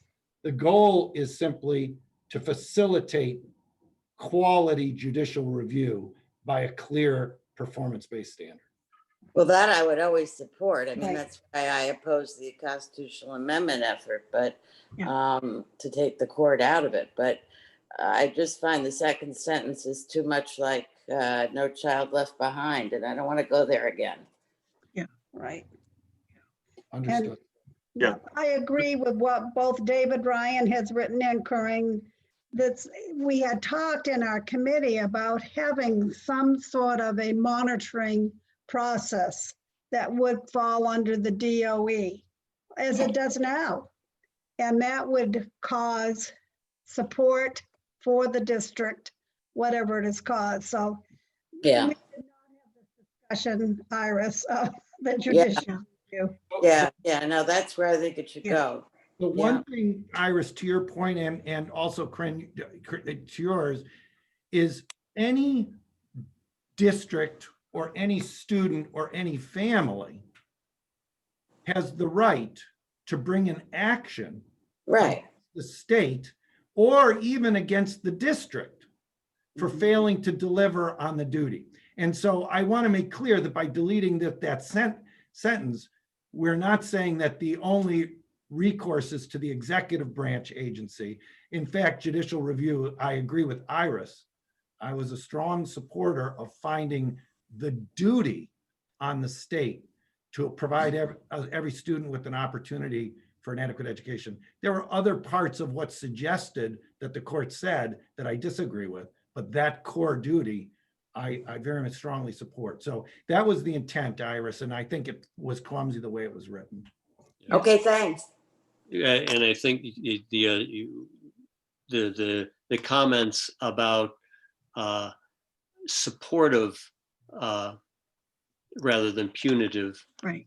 measures, that's something that we can, because that has been a topic of legislative conversation, even with the DOE oversight, as to how to support rather than just criticize underachieving districts. Right. And so if it's direct, because we didn't get to Chris. Chris, then David, then. Well, I was picking up on the same thing. I suggest we stay away with the terminology performance-based or performance targets. I think it's the system that comes under judicial review, not the performance. Just because we've used an outcomes-based model to get at what the cost would be does not mean we have set performance targets. And I think that just needs to be really clear, because they're two entirely different things, and we may even want to say what this is not, what it is and what it's not, because I would think people will be up in arms if they think we've set the performance targets for everybody at the average. We haven't done that. We've simply used that as a model to get at the cost. So I think whenever you bring up this term performance-based or performance targets, we run the risk of being misunderstood. So Chris, and folks, maybe let's back this conversation about performance and outcomes. Just hold it off for another day, or till next conversation. Let's see how we can refine the language. Sure. Because I agree, we have it. We have something that we need to reconcile. So David, you had. Yeah, just really quickly on that same subject. I'm reading that more on the judicial review of the state's obligation of putting in a system for school funding, and not down to specific districts or whether the DOE thinks a certain district is a failing school or something like that. It's did the legislature then take the education cost model and go down to 0.0000 of that and say that, well, you see, the ECM still gives everybody this an equitable opportunity for a state average education. We just set the state average so infinitesimally small that In fact, when you look at the AIR ECM, you can't even get to 3709. Clicking on any of their performance outcome, you can't even get to where the state has set the cost of an adequate education right now. So I just think it's a bigger picture type of thing. Saw Barbara's hand go up. Okay. David, I think we've finished 15 minutes or left 15 minutes for you. Yeah, that's all right. And we'll have a few for public comment at the end. But Jordan, can you put up our messy doc? I got it here. Or Bruce? Where are you? Here we are. And it's the one that Jordan sent over, because what we did was we folded in some comments that Dick sent over this morning. We haven't weaved them into the document yet, and I really want to. The beginning part is this is more like stuff that's going to wind up in the report, and it's sort of choppy, and it references things, and it shows you where New Hampshire is today, I think, compared to other states around the country. But I really wanted to get down to this part right here, and I think what we've done in the last few days is really to try to put get back to what are the principles that we're talking about. And the principles are student equity, fiscal neutrality, vertical taxpayer equity, and horizontal taxpayer equity. And what does it mean in order to get to those principles? So I guess we're widening the view here, and so this first one certainly has an adequacy element of it, but I think it bridges us into fiscal policy. But an adequate education is the opportunity for a student anywhere in the state to have an opportunity for a state average outcome. And not saying what that state average is, but you get the same opportunity here in Hopkinton that I would get in Manchester, that I would get in Berlin or Claremont, and that can be easily measured by the average performance that a district has, and how that compares to state average outcome. And we've got a model that shows us how you would apportion spending across the state by district via their municipalities served for those students to have those opportunities. So so that's student equity, and one of the things that I've been grappling with, and in fact it's bugged me right from, we've all been to dozens of annual district meetings, and whether it's school board members or taxpayers or both, and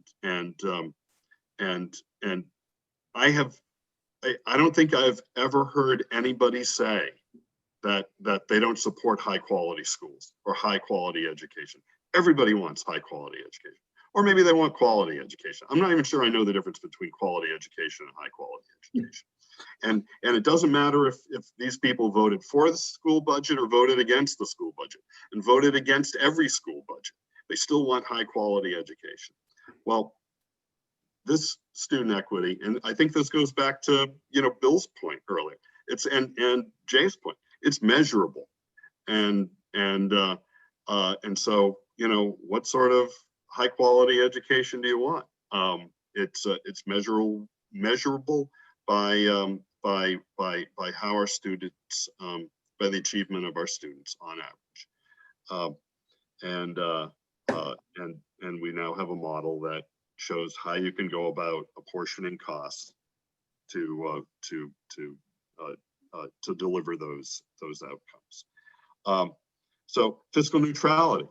This is a big point, and I think this was a point that had come up even back before AIR was our research consultant, and back when we were you know, getting proposals from multiple vendors, and fiscal neutrality was mentioned in one of those responses to the RFP. And then we again found it, I think, in the Federal Reserve Boston Fed report on New Hampshire education. I'm getting something here. Oh, it's my wife. You know, I'm just going to have to let this go. Hey, oh, sorry about that.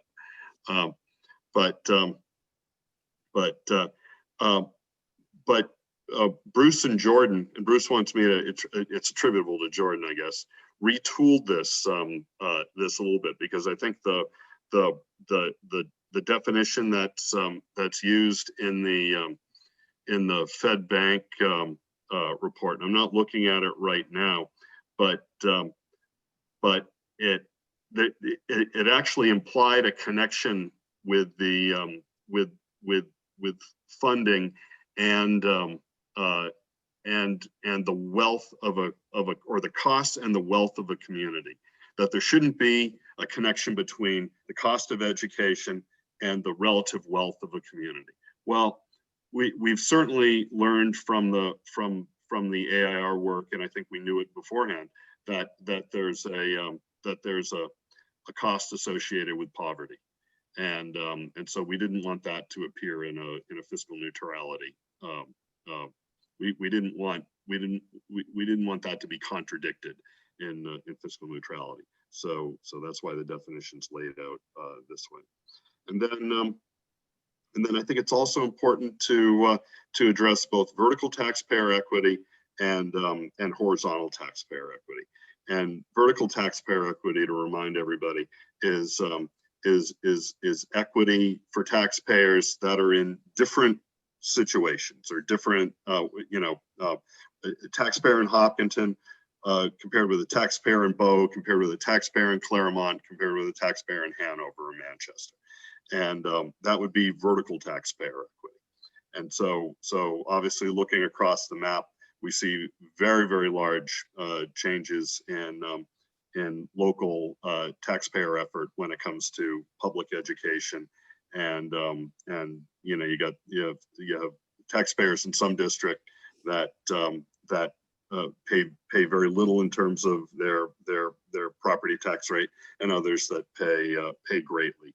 And there's a lot of different ways to address that.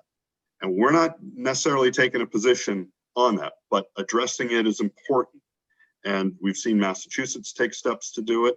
We've seen examples from AIR also take steps to do it, but they can do it in very different, it can be done in different ways, but it's an important thing to look at. Horizontal taxpayer equity. So now we're talking about people that are in similar situations. So taxpayers that live in Hopkinton. Some have a greater ability to cover their property tax than others. And we've certainly heard that from and we've had testimony, public comment from people across the state, some select board members, some town managers that talk about the challenges that taxpayers have in their communities. Some with very high property taxes, some with very low property taxes, compared to sort of like the state, others in the state. So I think we got to realize that it's not municipalities that are paying the property tax, it's people, and that's where the horizontal taxpayer equity comes in. And this is where we have the property tax relief program and deferral programs, and the importance of those. And I believe I will be filing something this week or during the House filing period that's directed to that. So implementation. Iris, I think, said it really well the other day. How can we talk about implementation when we don't even know what we want to implement? That's a good point. And so we're not talking about the details behind what's implemented, just the principles for it. but that it should be phased in over time. We think with an emphasis on student equity, meaning that it shouldn't be the case where students in Manchester and students in Newport continue to be on average performing well under state average. We should look to correct that as quickly as possible, and with also a focus on horizontal taxpayer equity, and the transition plan should be developed that begins where we are right now. So, Bill, you've talked about shock to the system. Not looking to shock to the system, but while we're not shocking the system, we got to make sure that we're not prolonging the inequities for for students in the most challenged communities. So, and then finally, we've got some ones that sort of just hang on their own.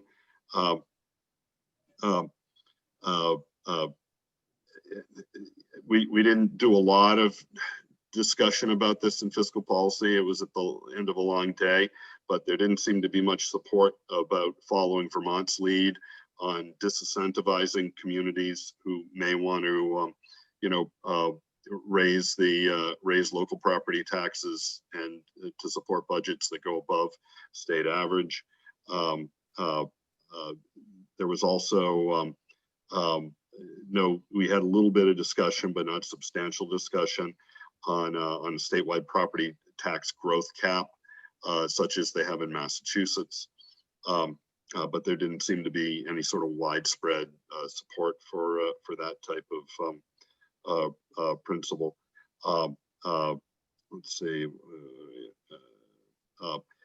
And so the third one is really more connected with a Massachusetts style funding plan where there should be incentives via the education grant for districts to comply with local tax efforts. I think Massachusetts has that in place, and then finally, I think this is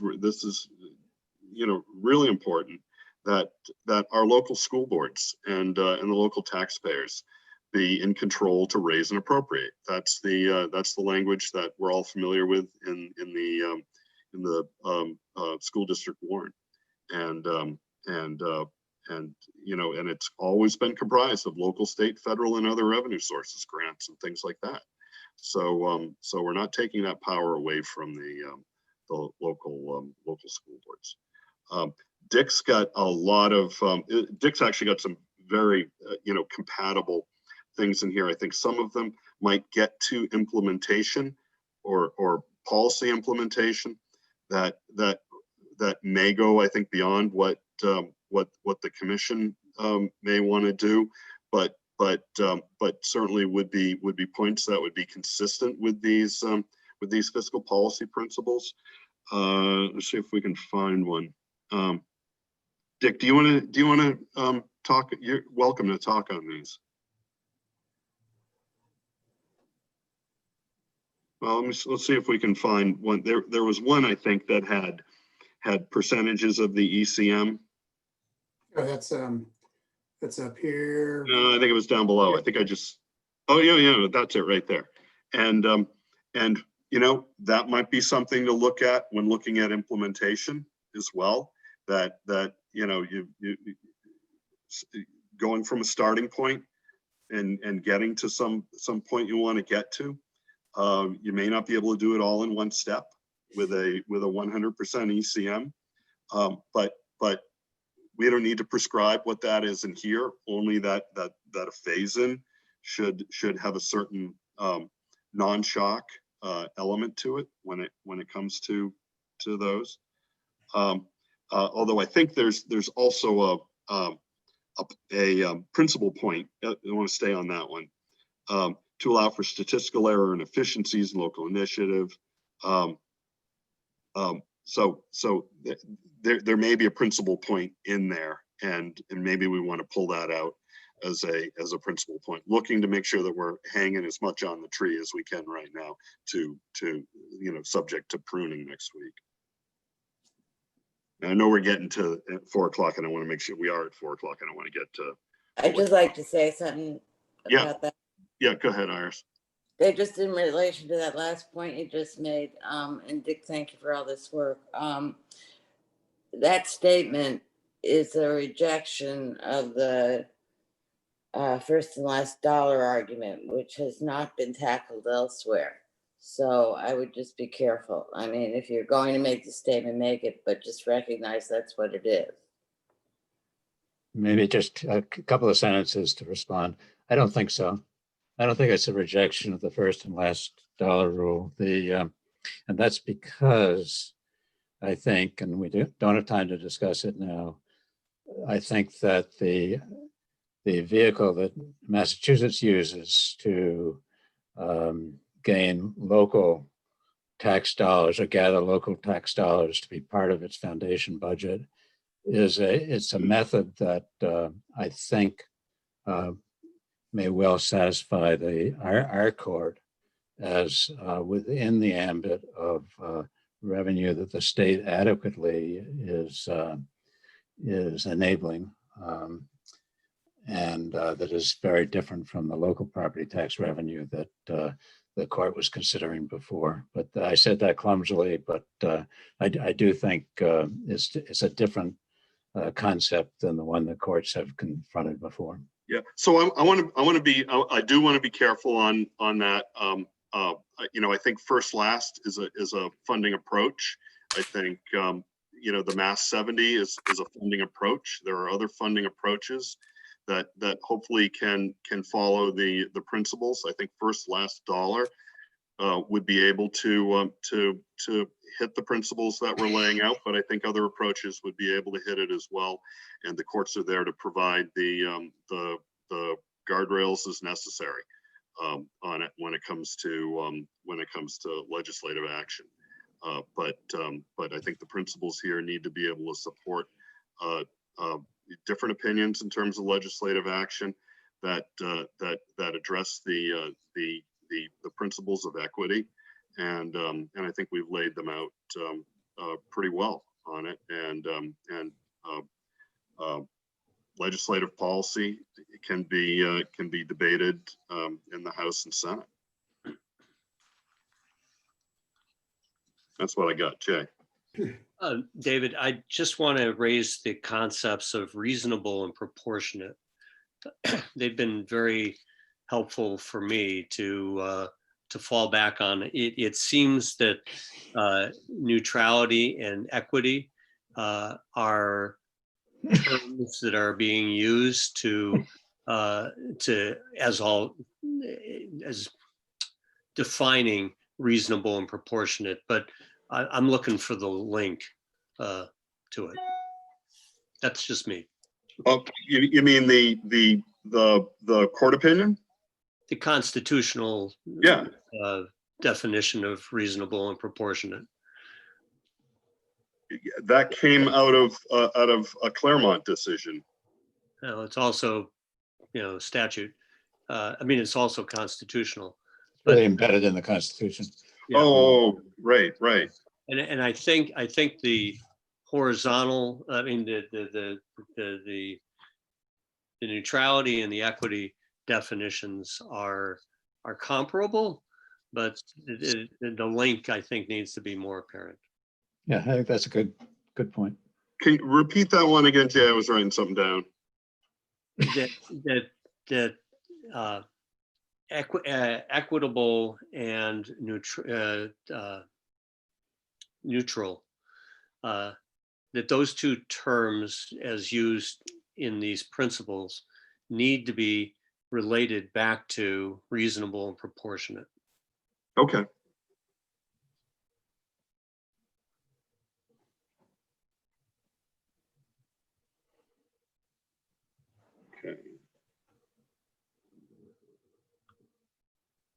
Okay. Anything missing? Anything that needs to be pushed on the pile here on any of what we've seen this afternoon? Because the next job's going to be pruning. Bill. The two findings that I think I'd like to see in a final report that are helpful just to educating the general public are, number one, AIR provided us with a conclusion that in general, on average, New Hampshire as a state is spending high levels of spending compared to other states. And the second one is New Hampshire in general, on average as a state, is achieving high levels of quality in public education compared to other states. I think it's important to be express in stating those conclusions as part of the proceedings of the commission. Thanks for bringing that up. That's actually the first thing that was on the paper that we just reviewed. Those are the first two things. It's also in some other draft language. I'm sorry, I may have missed it. I'll look for it. That's all right. That's all right. We didn't spend a lot of time there. We went down to the principles. Got it. Okay. I guess I just have to add. And we can certainly build that out more. So I'm sorry, Dick, go ahead. Yeah, that I absolutely endorse that start point, but I would also want very much as a part of that the inequities. Averages conceal a lot, and what they conceal in New Hampshire is a failure in many school districts, not for any particular person's fault or group of people, but to provide the resources that are needed by kids to make it in our society. And that is one of the key findings of AIR.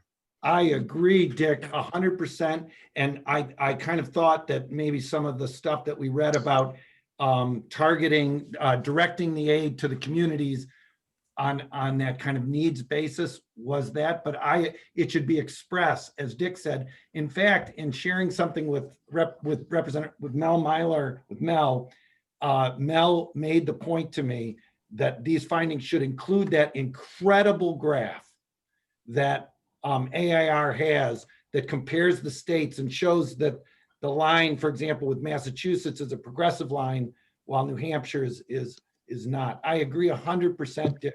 Make that express. In fact, back to our methodology of the commission, defining the problem, I think what AIR said is the core problem is that we're not distributing the resources in a way that tries to achieve equal opportunities in every district.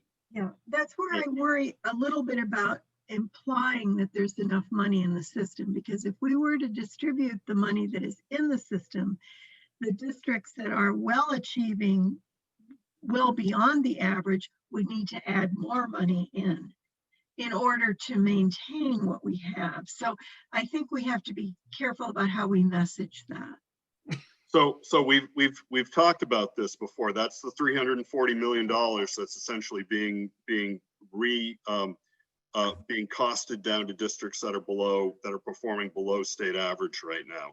And I agree with you that there'll probably be a significant interest for districts that are performing above state average and spending in order to do so, to want to raise the additional money in order to do so.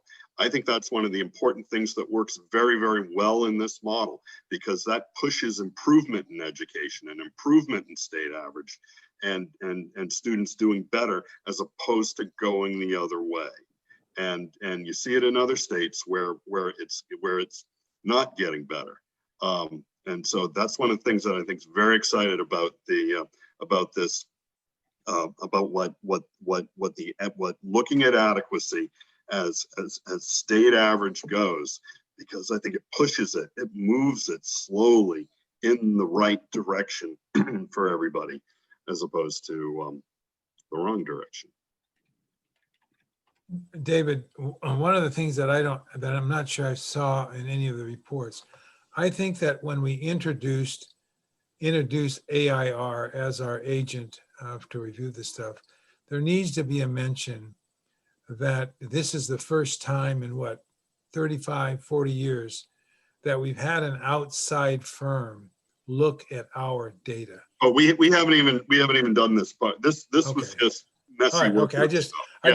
think that's an important introduction Yep. No, because. there's gonna be a lot that goes into this Okay, report all right, okay, that thank you. introduces that. So all right. Anything else that anybody wants to add to anything that they've seen this afternoon that we're missing? All right. So we'll clean these up. We'll add stuff to them that we heard today, and then we'll get them out, and then we'll start on Monday at 1 o'clock to 4:30 to really kick these things around as a whole. So okay. Thanks for people for hanging with us today. We're ready to hear from members of the public that would like to share their thoughts on maybe what they heard today or what they've heard anytime along the last 11 months or so. So I see a hand up. The process is not new. If you're dialed in, *9. If you're on Zoom, just raise your hand. Jordan will bring you in, and we'll go from there. So Jordan. Hey, welcome, Jeff. Thank you so much, and members of the commission. Thank you for the opportunity to speak with you. My name is Jeff McLynch, and I'm the project director of the New Hampshire School Funding Fairness Project. I just wanted to briefly offer 3 points for your consideration. The first two sort of fall in the category of the framework or structure of the report that you are drafting, and the third is a more policy-related item, more substantive related. So to the first point, and I believe this speaks to the colloquy between Commissioners Ardinger, Ames, and several others about the findings of the AIR report, I would strongly encourage, in that same vein, that the Commission incorporate into its report the finding about the inequities of the existing system for students and taxpayers. In particular, that report found that the districts with the least property wealth per student impose the highest local education tax rates to fund their children's education, and I think that's a critical point for people to take away from this report, and it really kind of is consistent with the, I think, design thinking approach that the Commission has pursued to date, because it really helps to define the problem that's before us. The second point, and this is certainly difficult to operationalize in a report per se, but it gets to what Chairman Luna was talking about in terms of the Commission's website and the wealth of resources available there. I think it will be absolutely critical to the continuation and furtherance of the Commission's work for all of the data that AIR has compiled and for all of the analysis that is conducted, regression analysis and other analysis, to be made available on a public basis, not just to state agencies. Certainly they will want to have access to that, but to other folks as well. And certainly some of that is now available on the site, the various simulator tools that they've created, but there is a deep core of data that lie behind that information that will be extremely valuable for continuing to refine the fine work that the Commission has done. And the final point, and this relates to a lot of the conversation that occurred on Monday in the work groups and resurfaced here in some of the discussion about the fiscal policy principles.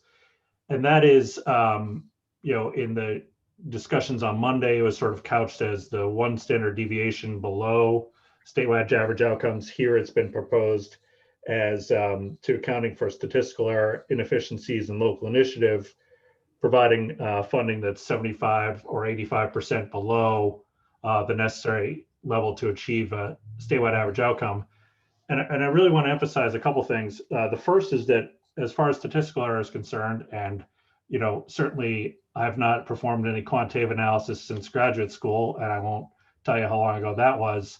It did seem to me that AAR went to great lengths in its report to document the fact that I believe the R value for its overall weight model was 98.2%, which suggests it accounts for a very high degree of the variability of those costs. In terms of inefficiencies, I believe it's also the case that the AIR cost model accounts for those efficiencies up front and removes those expenditures from its actual distribution. So I think it's accounted for to some degree already. And finally, as far as local initiative is concerned, my concern, and I believe the concern of the project, would be that if you do not provide funding sufficient to achieve a statewide average outcome, the districts and communities are going to have the greatest difficulty in achieving those average outcomes are going to be those districts who already struggle, those districts who have the least amount of property wealth. And, I did some initial analysis based upon our simulator. And if you were to assume an 18% reduction, which I think is consistent with a one standard deviation approach, you'd end up with a situation in which communities like Claremont or Pittsfield or Newport would have to have local property tax rate increases in excess of $5 per thousand to get back to that statewide average outcome. Whereas, not surprisingly, communities like Rye or Moulton Borough or Lincoln would be able to get back to that average level with rate changes of far less than $1 in some cases under 50 cents per thousand. So again, simply perpetuating the inequities of the current system and really kind of getting us back closer to a situation in which the principle that was articulated at the outset about fiscal neutrality is no longer being followed. And so I just wanted to share those 3 points briefly, and thank you again for the opportunity. Great. Thanks so much, Jeff. Let's see, anybody else while we're here? Just while I've got everybody, our next public comment session will be at the end of Monday's meeting. We'll hopefully be able to have 15 minutes for that, and then it will be followed again by, I think, the final extended public comment on Wednesday next week, 4 to 5 o'clock. So Paul, I see your hands up. Paul, welcome. Thank you. And just to build on that, I know I'm probably going to be speaking or stating the obvious, but it needs to be in the record. I think that it concerns me that the 2 remaining public comment periods that you just mentioned are probably going to occur before we have a solidified draft of the report.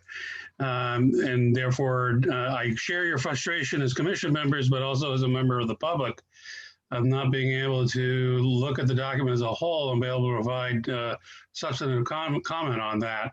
And that just concerns me, but I know the constraints the commission is under. But I don't want the lack of public comment on the report itself to be indicative of indifference. It's just because of the time constraints you're faced. No, thanks very much, Paul. I mean, appreciate that very much. Yeah, and we've certainly heard substantial public comment, and I appreciate everybody's commitment to that. And Wednesday won't be our final public comment period. We'll continue to have public comment at the end of commission meetings. So certainly those will be open and available.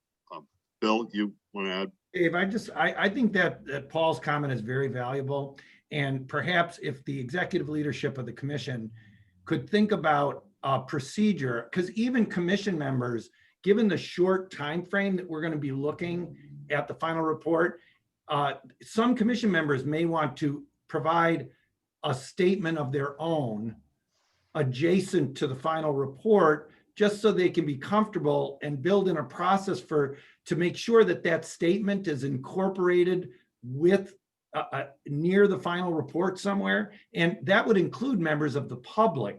I think it's important to make sure we have a process that at least invites, and obviously there will be commentary on the final report, but if for people like Paul who have followed it the whole time, maybe what we can say is, yeah, you can look at the final report, and up to a period of 5 days or something, you can provide a comment, and we'll make sure that there's final public statements included in the record or something like that. I just an idea for the executive leadership to consider. Bruce? Yeah, just a reminder that there is the portal on the commission website and the email address that will accept public comment at any time. That will stay open over the next at least 6 months, if not longer. So once this report is made public, we would assume that comments will be made about the report. Those will be available, all public comments will be available, of course, on the website, and I would think would be considered in any kind of legislative deliberation going forward beyond this time as well. I think that's a good thing. I didn't know that, Bruce, but I think that if the executive leadership of the commission were to make that point very clear and an affirmative statement of our invitation to the public, members like Jeff and John Tobin and others who have been involved in this, that'll go into that. Right, and I think also maybe adding another item in the contract extension proposal that talks about how public comment will continue to be maintained and archived, and maybe even served as an addendum post, maybe collected as a post report public comment document that someone could download too. So got it. So that's good. And actually we've talked about some of these issues that the executive team is going to be taking up on how to incorporate minority opinion into the final report. So Thank you. Thanks very much, Paul. Anybody else while we're at this this stage? So good. I think we unlike a lot of meetings, we got through all of our agenda items, and that's a good thing. And hopefully it's clearing up outside, and people can get some fresh air before it gets too dark. And anything else for the good of the cause? No, we're good. Jay, Mel, I see thumbs up. Bruce, Jordan, all right. We'll see everybody on Monday. Thank you. Great. Enjoy the weekend.